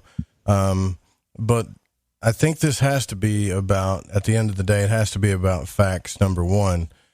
But another thing too, that when I say facts, another thing too that I would like to consider is, where are we getting our facts from? What data and what source are we getting these from? You know, and some things are just like logic. We got to get around that. So the video, which the only stuff I've honestly, Marcus, that I've ever really looked at when it comes to the moon landings that I've considered, where a lot of times people will look at the live video feed and they'll start analyzing the shadows, or how the astronauts are moving, or the American flag. Is any of that stuff, have you looked at any of that stuff and said, well, there's something obviously wrong here as well too? Or is that just people just trying to pick apart, and it's not that important as the other things that you've mentioned? Yeah, I've watched interminable films discussing both sides of this particular situation. Was it real or was it faked? There are good arguments on both sides. One of the original arguments, I say the first person to write about this particular issue, the fabrication of Apollo, was a chap by the name of Bill Kasing, who died in 2005. He wrote a book called We Never Went to the Moon. He self-published it because nobody would take it on. And this was 1976. And he laid out a case with some inaccuracies in it, let's put it that way, that Apollo never happened the way we were told. And one of the things he said, well, look, you can see in the photographs there are no stars in the sky, and there should be, because the stars would appear, obviously, but they don't appear in the photographs, therefore they're fake. No, that's not correct.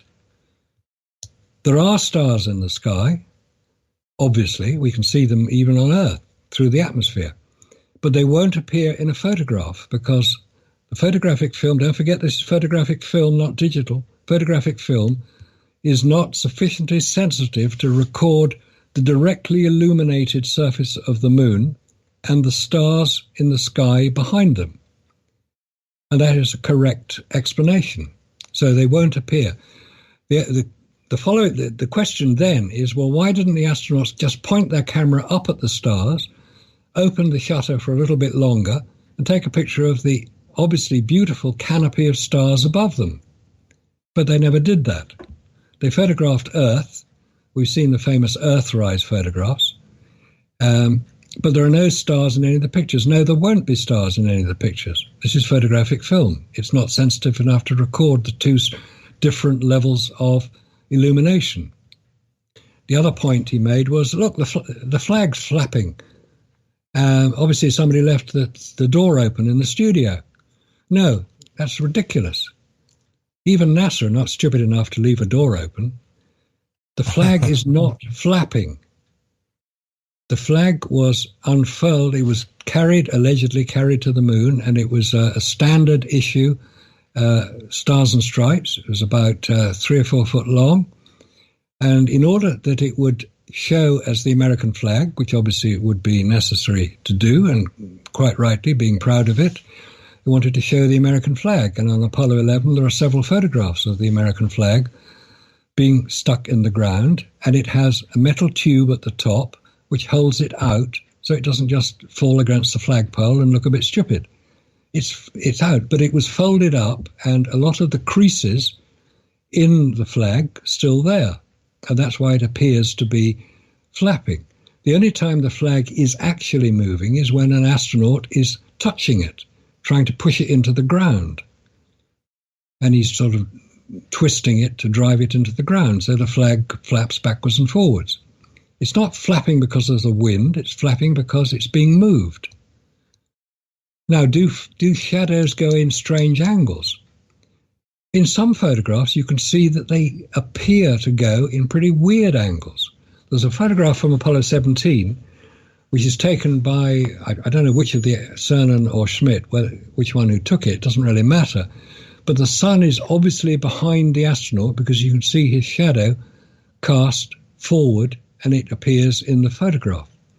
But about 4 or 5 feet to his right, or to the right of the shadow, is a rock. Just a little rock, about 6 inches long probably.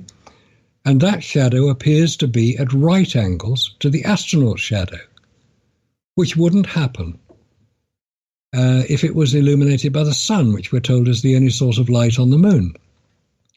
It should be more or less parallel with each other. They would converge slightly towards each other because it's a single point from the photograph. It's only one source. We've got 2 eyes, so we see in stereo.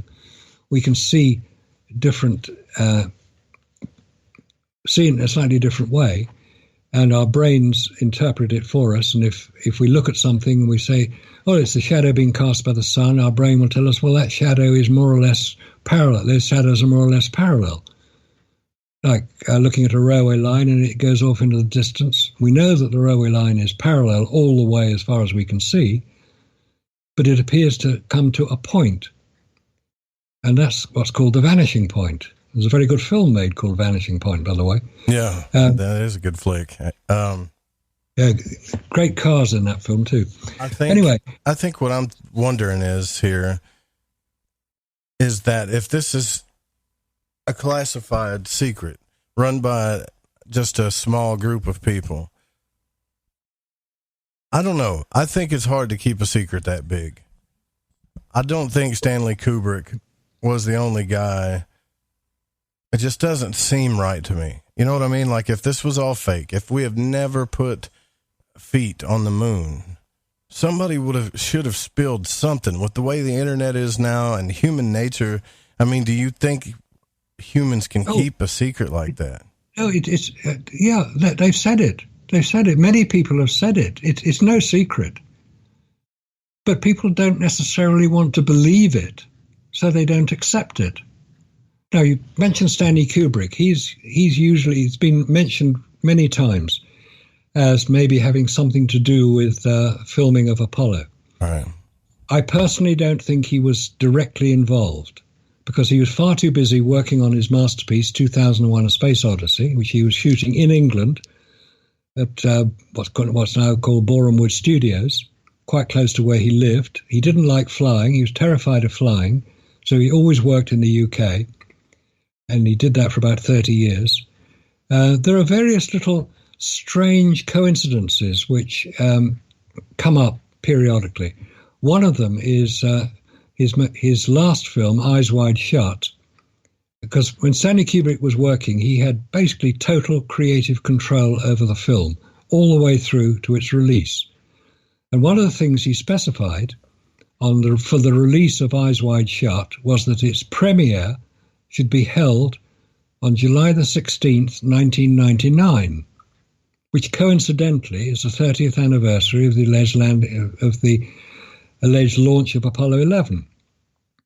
Now, whether that has any bearing or not, or it's just coincidental, I don't know. I don't think so. He did a lot of that stuff in his movies. Oh, he did, yes. Purposefully would put many hidden symbols in his movies. He did. There's a website which I can highly recommend to anybody interested in following up on some of this, especially about Stanley Kubrick. This is a website called Aulis, AULIS.com, aulis.com. And it's quite a new article. It's been going for about 25 years, this website, and it deals with the Apollo fabrication. And there are articles on it from all over the world, from China, from Russia, from Australia, New Zealand, America, authors who have researched it and put together articles. And one of the articles is about Stanley Kubrick and the coincidences within his films. Primarily The Shining with Jack Nicholson, and some of the coincidences between 2001: A Space Odyssey, Eyes Wide Shut, some of the things he did where because Stanley Kubrick was known to be a perfectionist as a filmmaker. And there are several scenes where you see, let's say, a chair in one position, and then in the next scene where the same room or the same environment is being filmed, the chair is in a different position, but nobody has touched it. Nobody is seen to touch it. Now, Stanley Kubrick would not allow continuity errors like that unless he deliberately wanted them to occur. Why is something like that happening, where you see one object in an alcove and then in the next scene, when nobody's touched it, you see two objects in the same alcove? Things like that. Very difficult to explain it. Now, people have speculated quite often that Stanley Kubrick was using a very new at the time, this is late 1960s for the film 2001, he was using a technique called front screen projection, where he was filming in a studio, as I said, in Boreham Wood, which is north of London, and he was trying to film the Dawn of Man sequence at the beginning of his film 2001, where he shows the apes prancing about. Now, the apes are real. They're actors in suits. But the background scene is of Africa, because there aren't any apes in England. Well, not officially, except in zoos. These apes needed to be shown in an African setting. So Stanley Kubrick was using this new technique called front screen projection, where he could project the image he wanted to have for the background onto giant screens behind the live action going on in the foreground. And he was a pioneer of this technique. It was used quite extensively up until the time CGI and blue screen came in. But that particular technique, front screen projection, leaves an artifact where you can actually see the join where the screen ends and the live action begins.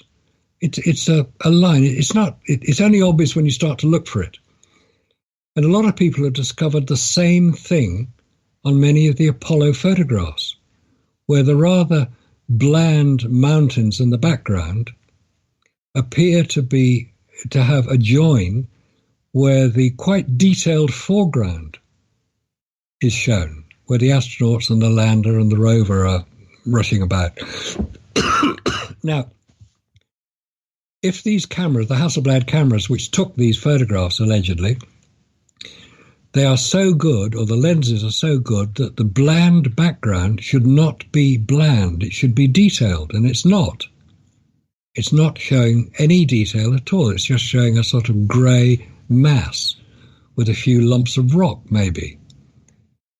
So many people have said, well, Stanley Kubrick used it in 2001. He must have had something to do with Apollo because he's using the same technique. No, it doesn't apply. It doesn't follow. It's not a good argument, that one.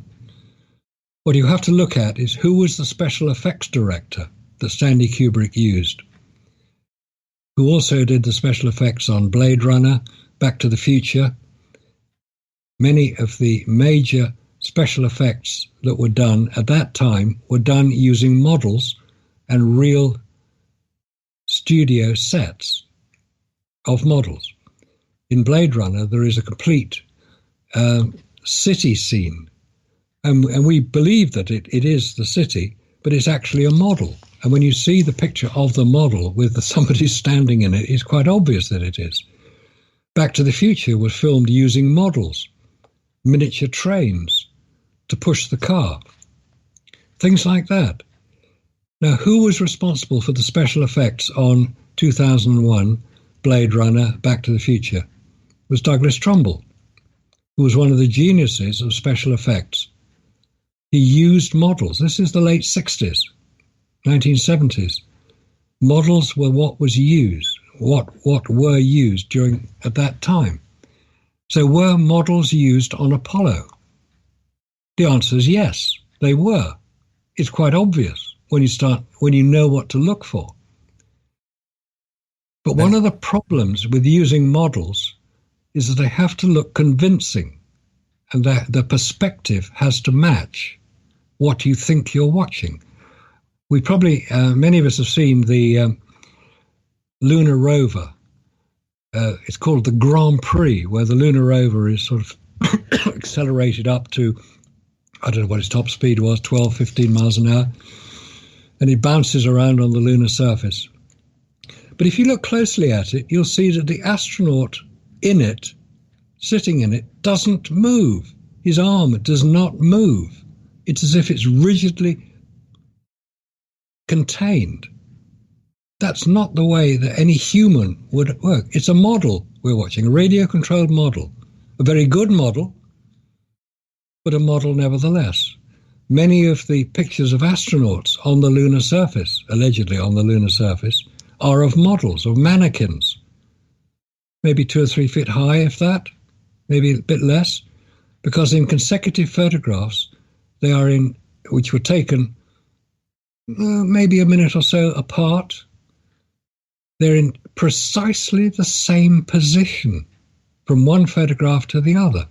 The photograph may frame it differently, but if you look at the astronaut or the mannequin astronaut, they're precisely the same. Their arm movements are their arm position is the same, the leg position is the same. It's beautifully done, but they're models. Now, I mentioned that does, man, I'm going to go back and look at this stuff too, because if they're models, that is quite interesting, right? So are you talking about small scale models, like not the astronaut scenes, but all the other photographs, everything are used?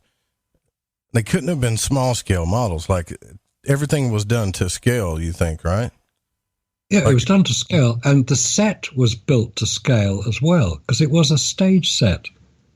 That's why some of these weird shadow angles appear, because the lighting if you're lighting it with electric light from fairly close to the set, you will get strange shadow angles because the light is too close. If it's lit by the sun, the shadows will fall parallel to each other, or they should fall parallel to each other, converging very slightly due to the camera that took the picture.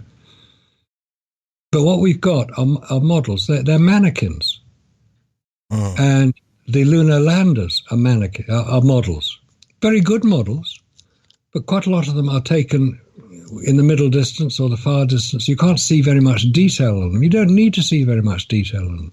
Some of them are close up, and there's a famous sequence of photographs taken on Apollo 11 as Buzz Aldrin, after whom Buzz Lightyear is named, by the way. As he comes down the ladder, he's photographed by Neil Armstrong, who had got out and done his one small step for man, one giant leap, etc. He'd done all that. Now he got the camera, and he's taking a photograph of Buzz Aldrin coming down the ladder. There's a sequence of 8 photographs showing Buzz Aldrin. You start with his feet coming through the door, then on the top porch, and then 3 photographs coming down the ladder, and he stands in the footpad at the bottom. The first one of him on the top of the ladder, his feet are not touching the rung. Next time you look at that photograph, look at his right foot. It's not touching the rung of the ladder. His left foot is stuck out at a very stupid angle. So ask yourself this question. If you were just climbing down a ladder after clearing the leaves out of the gutter on the top of your garage roof, you're 10 foot off the ground, would you stick your left foot out at a stupid angle when your right foot's not touching the rung of the ladder and hope you're not going to fall off? Because if you do, you're going to break something. But Buzz Aldrin is at the top of this ladder, his left foot stuck out, his right foot not touching the rung, and he's lit up like a Christmas tree. He's beautifully illuminated. Where's all that light coming from? Oh, it's the reflection off the lunar surface. Rubbish! It's not anywhere near bright enough to send that amount of reflected light so that it can be photographed by Kodak Ektachrome film, which is what was being used, and the directly illuminated surface of the moon behind the lander is not overexposed. Kodak Ektachrome film has a very low tolerance of exposure latitude. You've got to get the exposure perfectly right or you ruin the shot. It's a staged photograph taken here on Earth under controlled conditions by professional photographers using fill-in lights. It's not taken on the moon. It couldn't have been. There isn't enough reflected light. Do you think that people don't want to accept this simply because, do you think it's a patriotic thing, or do you think it's like a NASA? Because I've noticed there is a type of NASA fan club, so to speak. You know, I've kind of noticed that. I'm not trying to be judgmental, but I mean, really, I've seen people defend some stuff that there's just some pictures that there should definitely be questions about, and they just do it to defend NASA for some reason. Yep, no, that's a good point. Yeah, there is certainly a NASA fan club. There's boys and girls in the fan club, and they defend NASA vociferously. And as soon as they start having a go at me, which some of them do, and they start attacking me personally, ad hominem attacks. Oh, Marcus Allen, he's a liar. He doesn't know anything. He's ridiculous. He's just in it for the money. He's just trying to flog his magazine. As soon as they start doing things like that, I know they've lost the argument because they're not discussing the facts. They're not discussing what I'm talking about. Or they're trying to put forward ideas which are easily dismissed. Because I know enough about photography to know the photographs could not have been taken on the lunar surface under the conditions we know exist there. We've already discussed the vacuum problem, so the film actually wouldn't have worked. The huge range of temperatures on the lunar surface, which would not only have damaged the film, it would have damaged the astronauts as well, because they didn't have enough cooling. They certainly didn't have enough oxygen to last them the 8 hours we're told that Gene Cernan spent on his final EVA. They couldn't get in and out of the lander without jamming the door. and the vacuum of space is enough to kill anybody if you get into it. See, you've got all these things, but there are people who genuinely want to believe what they're being told and what they watched on television. Because if they have to come to the conclusion that maybe they are in error in believing this, what else are they going to be in error about? What else have they been lied to? And that is something many people find very, very difficult to confront, let alone go along with. So they will defend what they believe to be true in whatever way they consider necessary to achieve it. And if it means attacking the messenger, then so be it. They'll attack the messenger. But I'm old and ugly enough to not worry too much about that. Yeah, right. You get to a certain age where it doesn't matter if somebody doesn't believe you or doesn't like you. I get it. Yeah, it doesn't matter. The truth is what matters. Yeah, that's important. I think the whole problem here, and I don't know if this will ever truly be answered, honestly. And I bring that up again because there's got to be a way to prove this stuff where, well, you and I mentioned this during the break. So I know when things are being deflected, okay?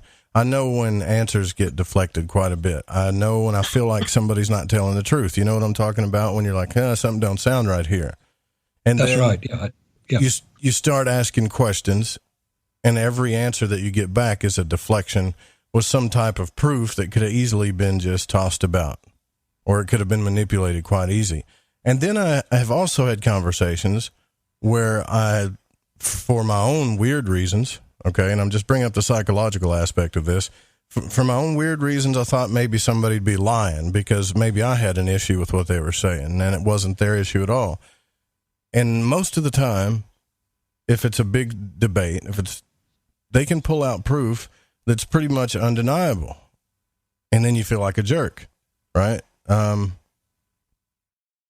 don't understand why that hasn't happened yet. Maybe it's because we can't put civilians in space yet. That's what it is. And that's all this talk about terraforming other planets and putting civilians in space yet. The thought that crossed my mind was to believe that they haven't even put astronauts on the moon yet would severely damage all of these projects. I think it's a money thing too, you know? Oh, it's certainly a money thing. That's the military-industrial complex in action. I mean, there are companies who would really like to get some of these contracts because President Trump, through his vice president, Pence, announced a return to the moon by 2024. That's 5 years' time. It's as if Trump knows something that he's not telling us yet. He's challenging NASA to do what was done 50 years ago. Well, if it was done 50 years ago, apparently very easily and without any major problems, how hard can it be to repeat it in more or less the same time frame? But they've got all the computers and the rockets and the technology and the engineers who can put it all together. How hard can it be? It was done 6 times, 9 times in the 60s and 70s. So what's the problem? Get on with it, guys. Do it. And NASA are now trying to backpedal furiously. They haven't even got a lander designed, let alone tested. They haven't got a rocket that'll reach the moon that's been tested. They haven't got a heat shield. We haven't even discussed the heat shield yet. They haven't got a heat shield that works. They haven't done any testing of human space flight. And yet, in 5 years' time, man will land back on the moon. No, he won't. It'll take another 10 years minimum to get back to the moon. And as for going to Mars, forget it. It's never going to happen. Humans will not get to Mars, despite the film, a very good film called The Martian, where he's desperately trying to get home again. He won't get there in the first place. He can't. It's not possible. Humans are not designed to fly in space without protection that has yet to be invented. Oh, you can have protection for humans. It's called lead.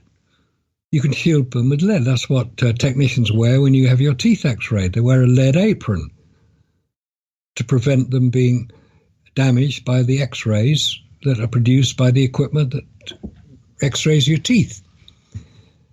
But lead is a bit heavy, and the rockets are not powerful enough to lift a 2-foot shielding of lead around the rocket. No, forget it. It's not going to happen. But it happened 50 years ago. 24 astronauts went to the moon, or orbited the moon. Not all of them landed. So if it happened so easily 50 years ago, what is the problem now? The problem is it never happened 50 years ago. Oh, goodness. Well, we saw it on television. It must be true. No, it was a fabrication. The whole thing was fabricated to persuade us, and the Soviet Union at that time, that it was real. The Soviets knew perfectly well it wasn't real, because they'd already said, in answer to the question, when are you sending men to the moon? Their answer was straightforward.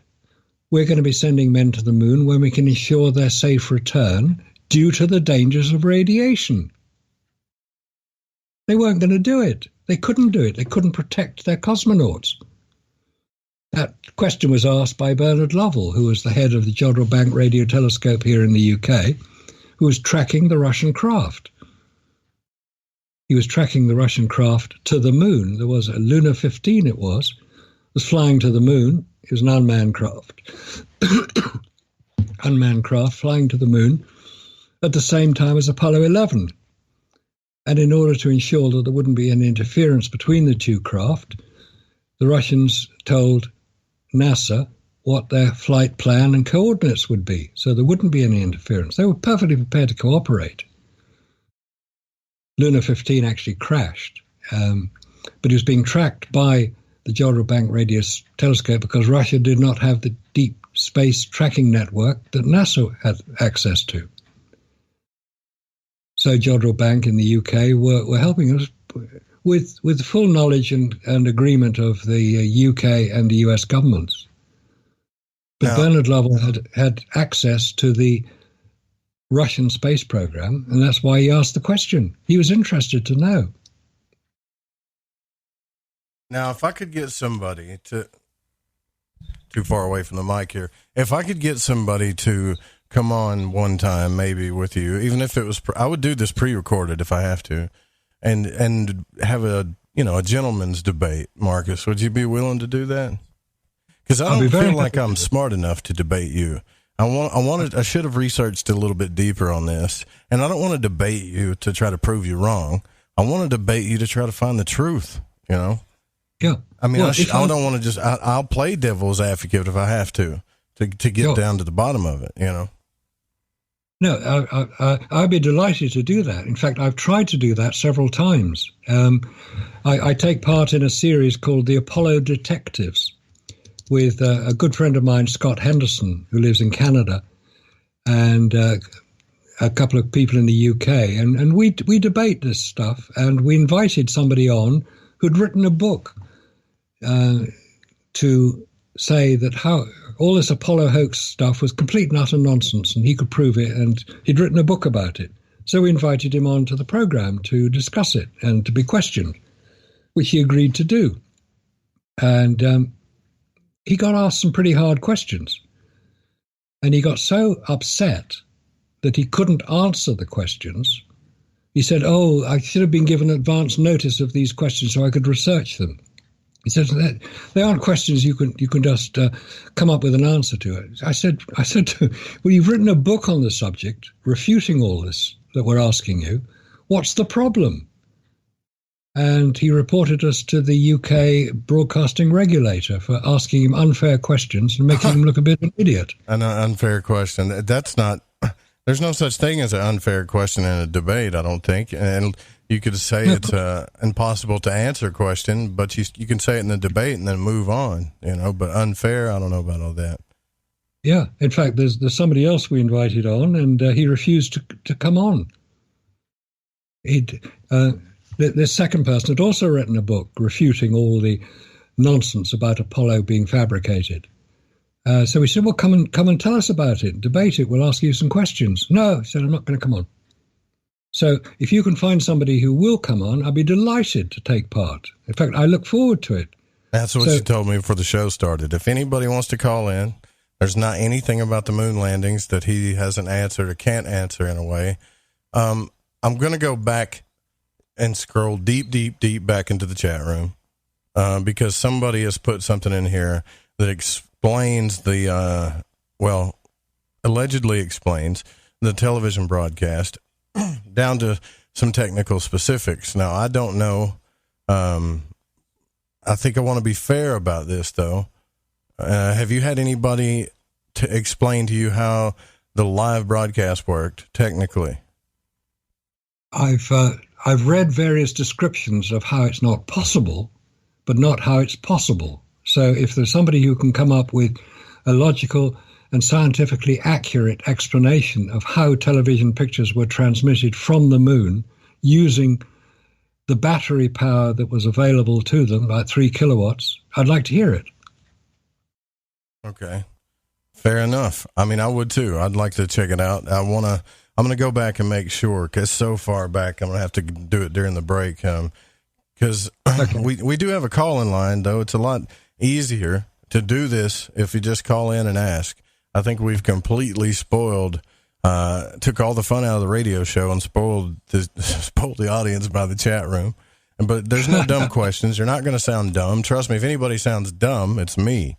I've been just sitting here listening to you talk about it because I can't think of anything based on what I've looked at to debate you. So, I mean, trust me, you're not going to sound dumb when you call in at all. But I will say this, and we did skip one break, so we got to take this one. Marcus, this is awesome. We only got a little bit left in the program, so now's the time. It's 1-800-588-0335, 501-424-5130. Those are the two calling numbers. Save them to your phone. I'm Joe Roop. This is Lighting the Void. We're live on KTLK Digital Broadcasting. We'll be right back.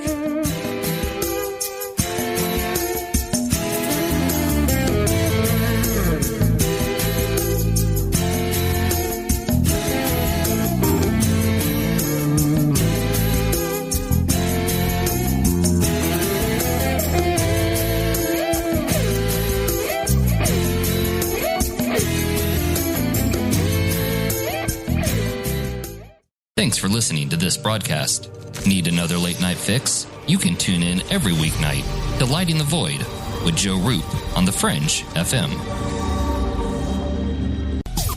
Hey Fringe FM listeners, did you know that when you're on the road with limited data or no Wi-Fi available, you can still listen to every minute of the Fringe FM by calling 701-719-3971. No smartphone app or internet needed. Saves your data plan and no extra cost if you have unlimited minutes. Call 701-719-3971. That's 701-719-3971. Listen to the Fringe FM on any phone, anytime, anywhere.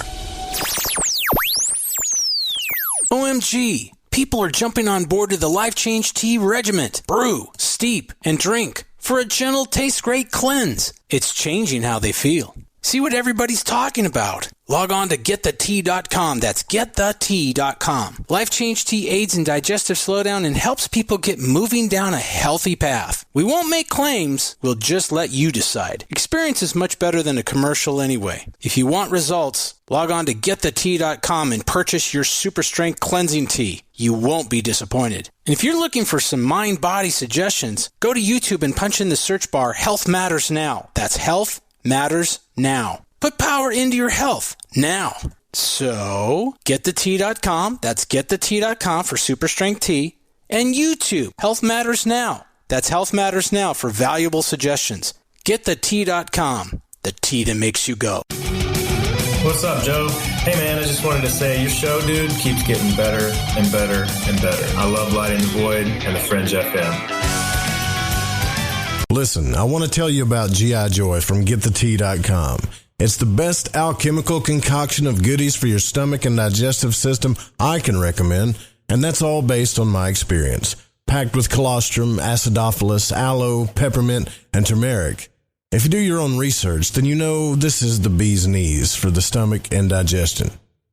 Now, due to Big Brother's ears and the eye in the sky, I can't go into the details about what it helped me with. All I can say is I got relief. It's non-GMO, no fillers, no preservatives, manufactured right here in the US of A, and delivered to you by the only people who stay on top of the game and are out in front. Go grab a bottle of G.I. Joy at GetTheT.com and see what all the fuss is about. Again, that's GetTheT.com. Do you want to know the truth? Are UFOs real? Are aliens visiting Earth? Are governments around the world hiding the biggest secret in history? We're UFO Seekers, official partner of The Fringe FM, and we're on a hunt for the truth. Join us as we investigate locations like Area 51 by subscribing on YouTube at youtube.com/UFO Seekers.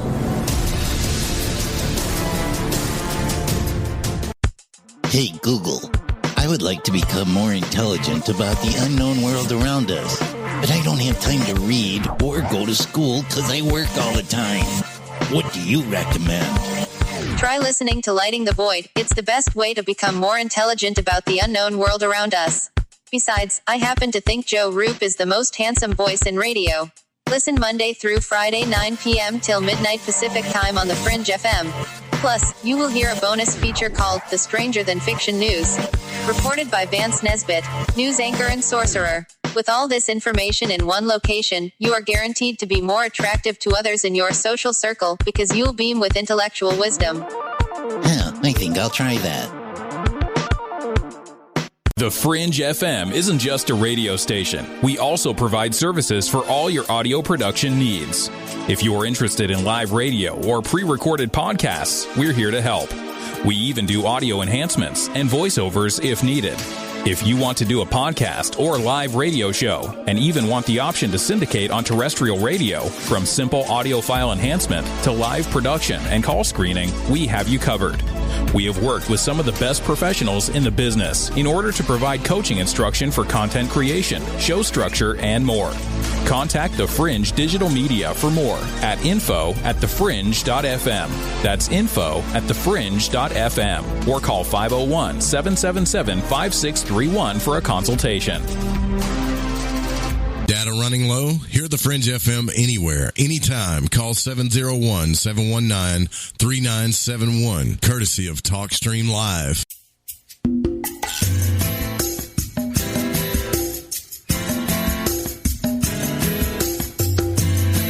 To call Joe, pick up the phone, dial 1-800-588-0335, toll free from the United States or Canada.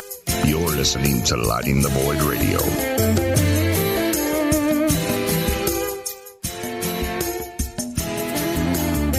Good stuff.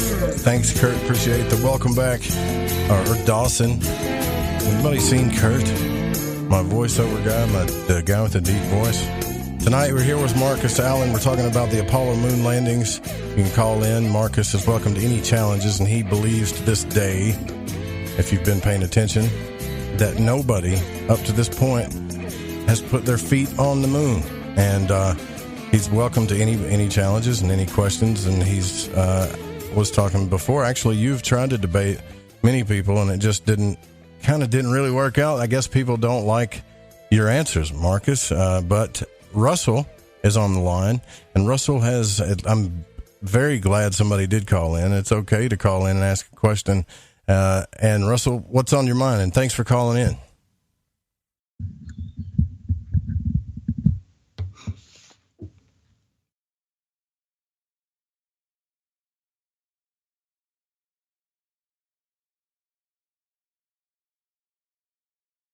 Hold on just a second. I think we got a little bit of an issue here, and I'm going to fix it real quick. Okay, go ahead. I guess we lost him. Man, are you there, Russell? Hold on just a second. I don't know what's going on. I think we lost Russell, though. I hate that because I've been trying to get phone calls this whole time. And are you there? So I hear you. Can you hear me, Russell? I don't think he can hear me. All right, hold on just a second, brother. I want to see what's going on here. But Marcus, again, I do appreciate you calling because it's, I know that I know that it's early in the morning in the UK. When I talk to people in the UK, and just hang tight, Russell, I'll get you squared away. I know when you call from the UK, it's early in the morning and it's kind of stinks. So to be able to do this and to talk about this, it's a good thing. And I just want to just tell you I appreciate your time. That's all, man. I don't want you to get upset with me. I'm afraid you're mad because people are challenging you. Do you ever get that way? Do you ever feel like that, man, this is frustrating, you know, because everybody is just mad at me. Marcus is a liar. Marcus is this, you know? Well, yeah, I mean, as I said earlier, I'm old enough and ugly enough not to worry about it. But I find it interesting when people do, because it usually demonstrates fairly conclusively, to me anyway, that their knowledge of the subject is, how should I say, a bit primitive, because they haven't researched it. All right, I claim 25 years of research, so I suppose in the words of Malcolm Gladwell, a world expert on the subject. If you spend more than 10,000 hours researching anything, which is 4 years of researching every day of the week, if you spent 4 years doing that, you're a world expert. That's why people get PhDs, because the preconceived hypothesis disorder makes them a world expert. Okay. Sorry, I'm being a bit rude about it. No, it's all right. It's all right. But I'm a normal guy. I'm just an average guy, and I think maybe Russell is too. Russell, are you with us? Did we get you fixed up? Okay. If you can you go ahead and ask Marcus your question, or what's on your mind, brother? All right, Mr. Allen, you may have covered this earlier, but one thing that's bothered me, I mean, I'm 61 years old, and ever since the first photographs have come back, I realized that the cameras they used were black and white. That was in 69, and then on Apollo 11, then Apollo 12. Okay, from 13 to 16, the technology was there for color cameras. But every photo you see is black and white, and it's a bright white. And my physics tells me that if there's no atmosphere on the moon, why is everything white? It should be an orange red from the sun. Okay. Thanks, Russell. Appreciate you calling in. Yeah, thanks for your call. Sorry about the technical stuff. Actually, it's not quite correct that Apollo 11 was black and white. Apollo 11, if you look at the famous photographs from Apollo 11, it's called Magazine 40. That's the EVA, extravehicular activity, i.e. the moonwalk. They were all actually in color. The American flag is shown quite clearly in color. Obviously, there's not a lot of color on the moon because it's all a bit gray, which makes the set building a bit simpler. But anything that is colored, i.e. the lunar module is color, the American flag is in color, they were using color film. A lot of the TV pictures for some of the later missions were all in color, which is a remarkable achievement in the late 1960s, early 1970s. Some of the photographs were black and white, that's correct. Some of them were color. And if you look at there are various websites you can go on to now. There are about 4 of them that I'm aware of that have the whole Apollo moon landing photographs from all the films, all the reels of still photographs that were taken. Obviously, the film cameras and the TV camera film, they're all available as well. But the website that I use is the Lunar and Planetary Institute website. I just prefer the way they lay out the Apollo photographs. It's quite easy to find any single one. And if you look at Apollo 11 on the Lunar and Planetary Institute website, scroll down when you get onto Apollo 11, you'll find all the magazines, and there are about 6 of them.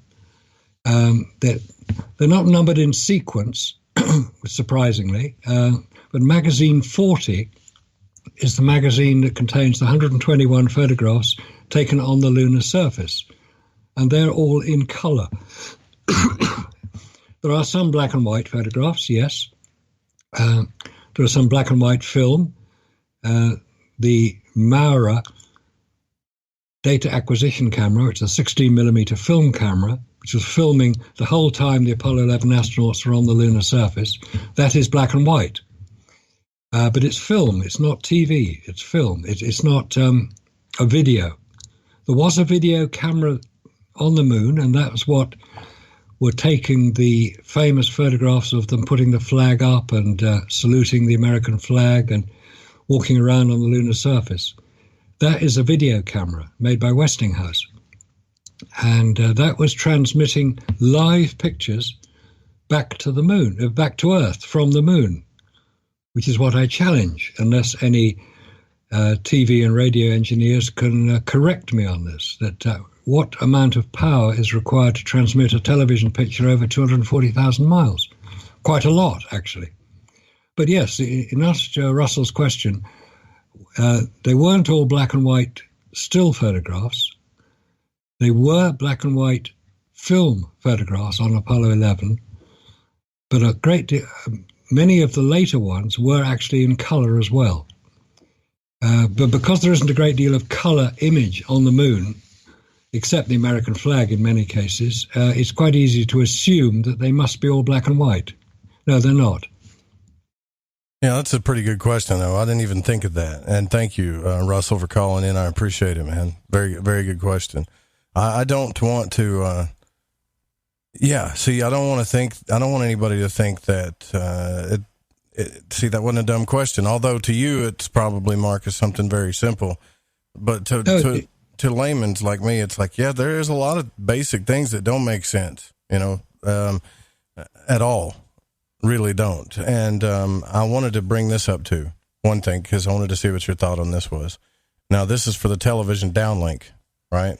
To free up space, and this is something they put in the Fringe FM chat.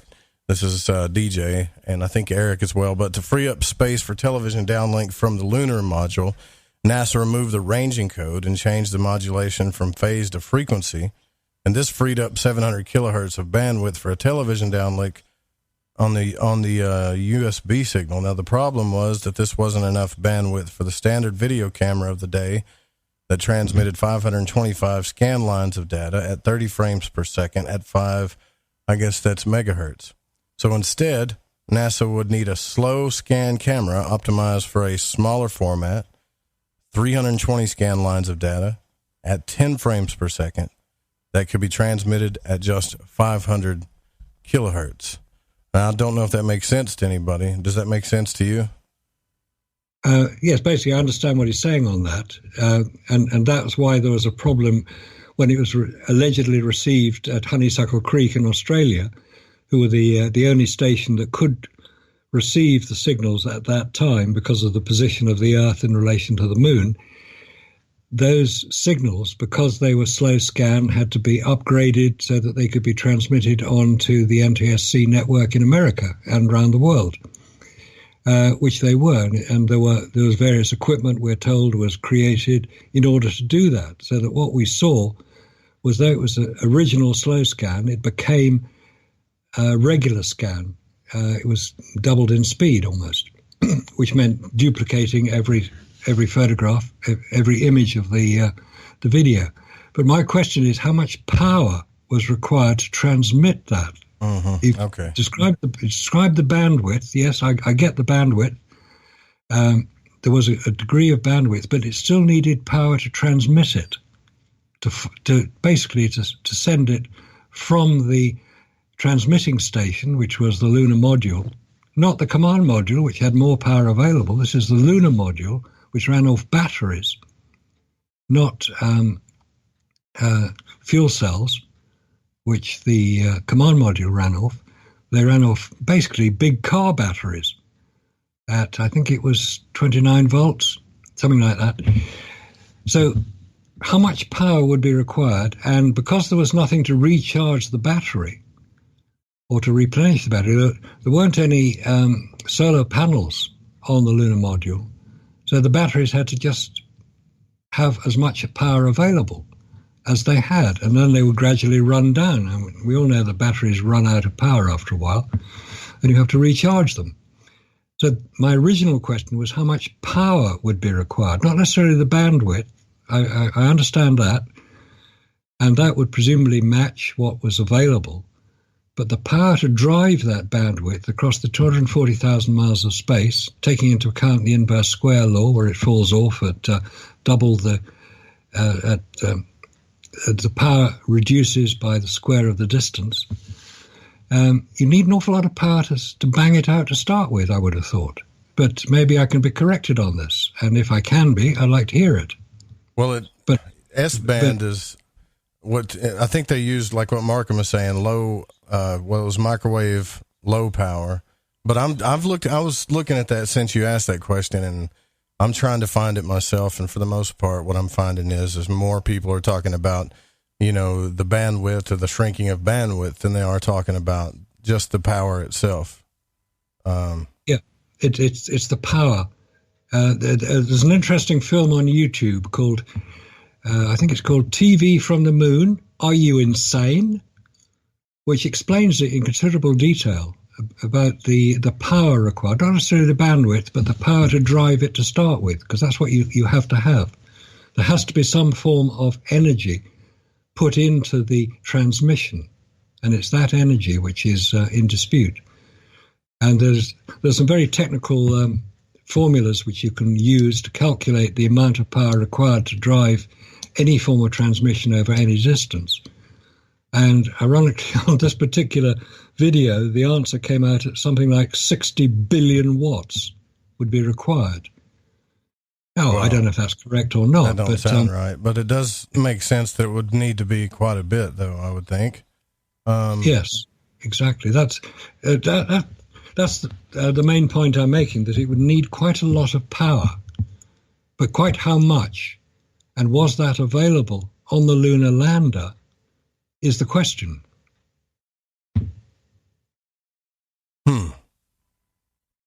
Now, here's an interesting answer to that. It's not so much as power that you pump into the transmissions as how large antennas that you can muster up.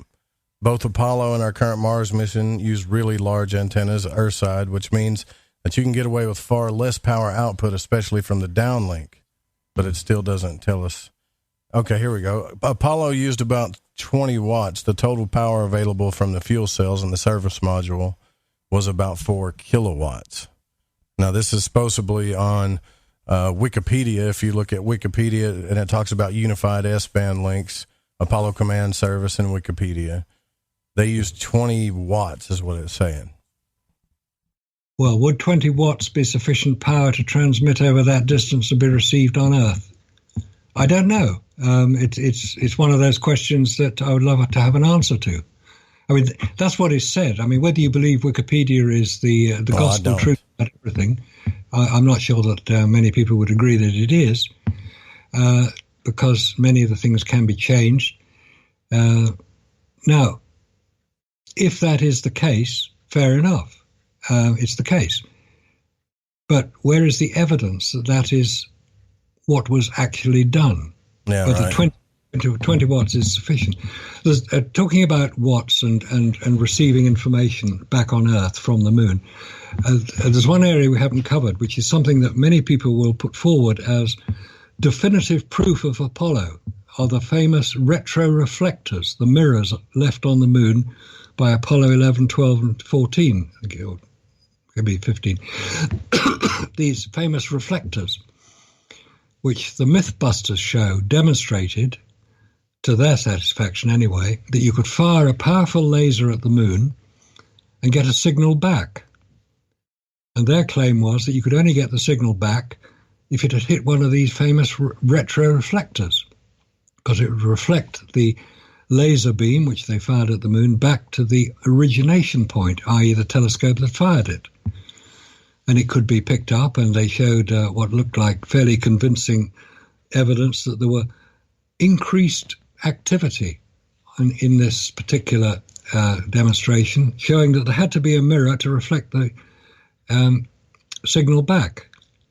What they failed to tell you in that, and which very few people actually were aware of, or even aware of now, is that the Massachusetts Institute of Technology were firing a laser at the moon in 1963 and getting a signal back, albeit in a very large dish. And the Crimea Astrophysical Laboratory in, believe it or not, Crimea, which is the Soviet Union, where it was then, were doing the same thing in 1964, getting a signal back. There were no mirrors on the moon then. No astronauts had gone anywhere near the place. So what was going on? And it was basically identified that you fire a laser at the moon and it'll get if it's a powerful enough laser, it will just reflect back. Not very much, about 6 photons of light, I think was the answer, how much was reflected back. Because if you fire a laser at the moon, most people think of laser as being a parallel source of light, and it will be parallel forever. Well, it's not quite correct. A laser will diverge very slightly over long distance, and it will diverge over 240,000 miles, so that the diameter of the laser that hits the moon, fired from Earth at 1 centimeter in diameter, say, will be 2 kilometers in diameter by the time it gets to the moon. So what diameter will it be when it gets back to Earth? About 20 kilometers. But if you've got a big enough receiving dish, you can pick up enough photons of light to indicate that you are receiving that signal. And the time it takes the signal from the time it leaves the laser to the time it gets back to the receiving dish, divided by 2, will give you the distance to the moon in seconds. And that's what we were told that they were doing. But you don't need a mirror to do it. You can just bounce it off the lunar surface. The lunar surface reflects light. We know. We can look up at the moon and see it. There it is in the sky. That's sunlight reflecting off it. But you're not blinded by that sunlight, which you would be if you looked directly at the sun, because the moon only reflects about 8% of the light hitting it. That was the argument I was using to determine where the light came from to illuminate Buzz Aldrin climbing down the ladder on Apollo 11. Reflecting off the lunar surface. Yes, of course light reflects off the lunar surface, but not enough to be picked up at that intensity by a Kodak Ektachrome film used in the camera. Similarly, firing a laser at the moon, you will get light reflected back, and it will be reflected back from the surface. But if it reflects back from this famous retroreflector mirror, which they supposedly put on the moon, and maybe they did, I don't know, and the laser is 2 kilometers in diameter by the time it gets to the moon, how much of that light is going to be reflected back from the mirror, if that's all it will take to reflect it? Makes sense. Because the area of a circle, 2 kilometers in diameter, is about 3 million square meters. Yeah, and I think I had David Adair on. He talked about that too, about the mirrors, but he didn't talk about how much light it took. I'll have to go back and listen. And that's what I was thinking about, but I don't think anybody's been able to contact him since the last time we've talked to him. But he knows quite a bit of information about the moon landings and has worked on a lot of these projects and stuff. So I think that would be cool. I mean, if you're willing to come back, and you said you was, to talk to or debate anybody, I think he would be the guy, because he's got a pretty level head, and he likes questions just like you do. And so I think it would be worth your time. I don't know if a Southern guy from the States and a few fringe folk that we have here put up enough of a challenge to you, but we tried. We tried. Well, yeah. I mean, I'm here to learn just as much as everybody else is. We all want to learn, and I think that if it can be demonstrated that Apollo did not happen the way that NASA claimed it did, then we have a problem, or rather, NASA has a problem. Because if it was so easy 50 years ago to do what we're told happened, how come it's now so difficult to do the same thing with the technology we have in the 21st century, the computers, the manufacturing capability, the ability to launch and land back on Earth large rockets, which Elon Musk does very successfully. So he saves the money on not having to build another rocket. If we can do all of that now, and we could apparently do it 50 years ago, why is it taking so long to do anything about going back to the moon, which is what President Trump has declared should occur? Because if it didn't happen, we all have a problem to confront.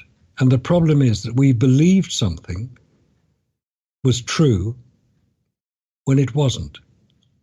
And how will we personally handle that information? How will we deal with that particular revelation? Because it will be revealed one day. It has to be. The truth cannot be hidden forever. It can be deflected, it can be muddied, it can be debunked, but it can't be hidden. Not forever. The truth will out in the end. And that's what I want. I want to be, I mean, I was old enough to have been around when Apollo 11 allegedly landed. I want to be around when we find out that it didn't. Yeah. Well, look, I really do think that you're doing a good thing. I think that it's not easy for anybody to stand up in the face of a crowd and challenge folks and go on radio shows. Well, you have to have a certain, I guess, you have to have a certain personality for that. I think I do. But I think I'm pretty brave when it comes to that. But I don't know if I would be as brave as you as to challenge this in front of as many people as you have and still haven't been, so to speak, proven wrong with data now and where the data is coming from. And that's the problem, I think, with this whole thing. And I thought about this before we did the show too, Marcus, is that what would it really take to prove that we did land on the moon without actually sending a civilian there with a GoPro or something like that? I mean, it's kind of like if you know those. Well, think about it. Really, think about it. When people ask, well, if God's real, why don't he just come down here and show us in his true form? Well, what form would you want God to show up as? And if he did show up, people would just say, well, that's the devil, or that's a fake, or that's not real. You know what I mean? It gets to the point where you're like, there's got to be a way to prove it. Yeah. Yes. You know, there certainly has to be a way, and I think we will find a way. I think that in the days that we are living in today, the days of fake news, the days of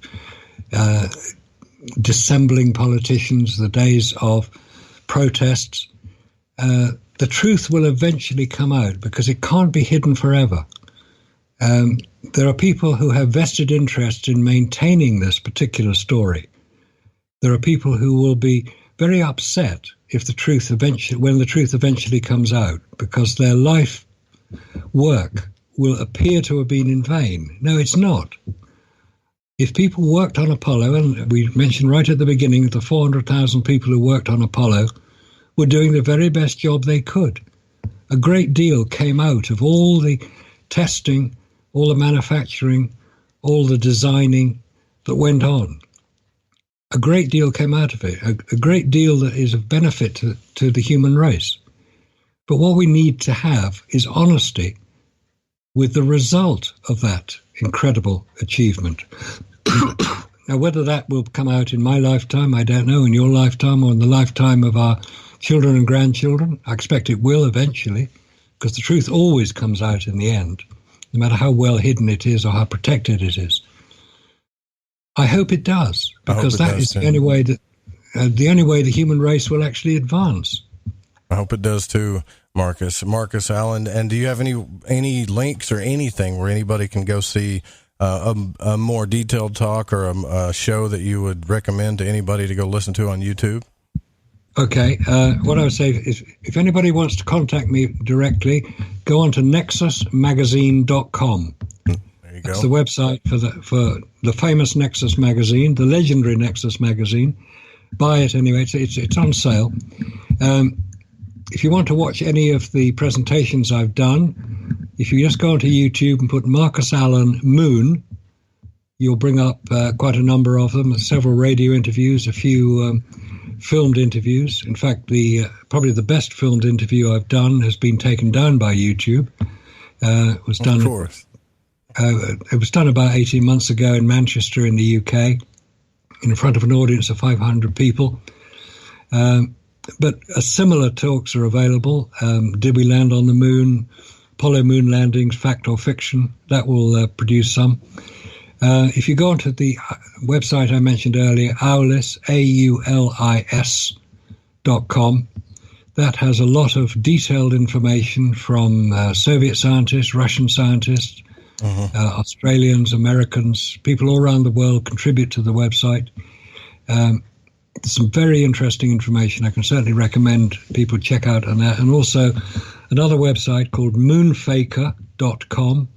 It's run by a guy called Jarrell White, who lives in Australia. He's done a lot of very, very good films, YouTube films. They're all available on YouTube, discussing in detail some of the radiation issues. Radiation Reloaded, I think, is this best one. But there are there's several hundred films on there. So that's moonfaker.com. That's AULIS, AULIS.com. That's a UK website. And nexusmagazine.com. Fantastic. Fantastic. Marcus, Allen, everybody, thank you for coming on the broadcast. Please don't copy the show without written permission. Tomorrow night, we're going to be talking about magic with Dr. Stephen Skinner, high magic, ritual magic. It's going to be a fantastic show. I want to thank Pacho. I want to thank Don, Eric Markham, Lady Ann, Jeremy Scott, all of you guys in the Fringe FM chat, Dan Lopez. Big shout out to my buddy Jeff Gilson. I hope that healing comes your way. We'll see you guys tomorrow night. Don't forget, we're going to be at the Little Rock, Arkansas Paranormal Expo in Little Rock tomorrow night. Dr. Stephen Skinner. You guys have a good night.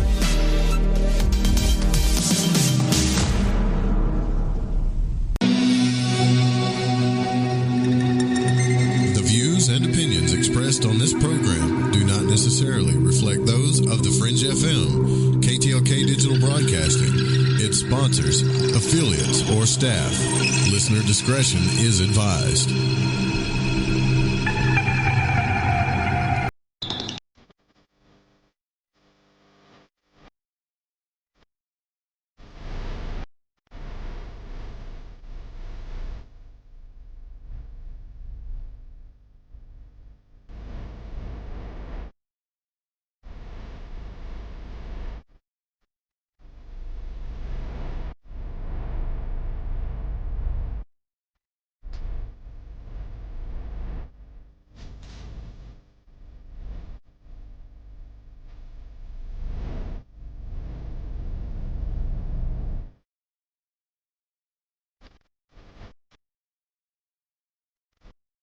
I'm not tired.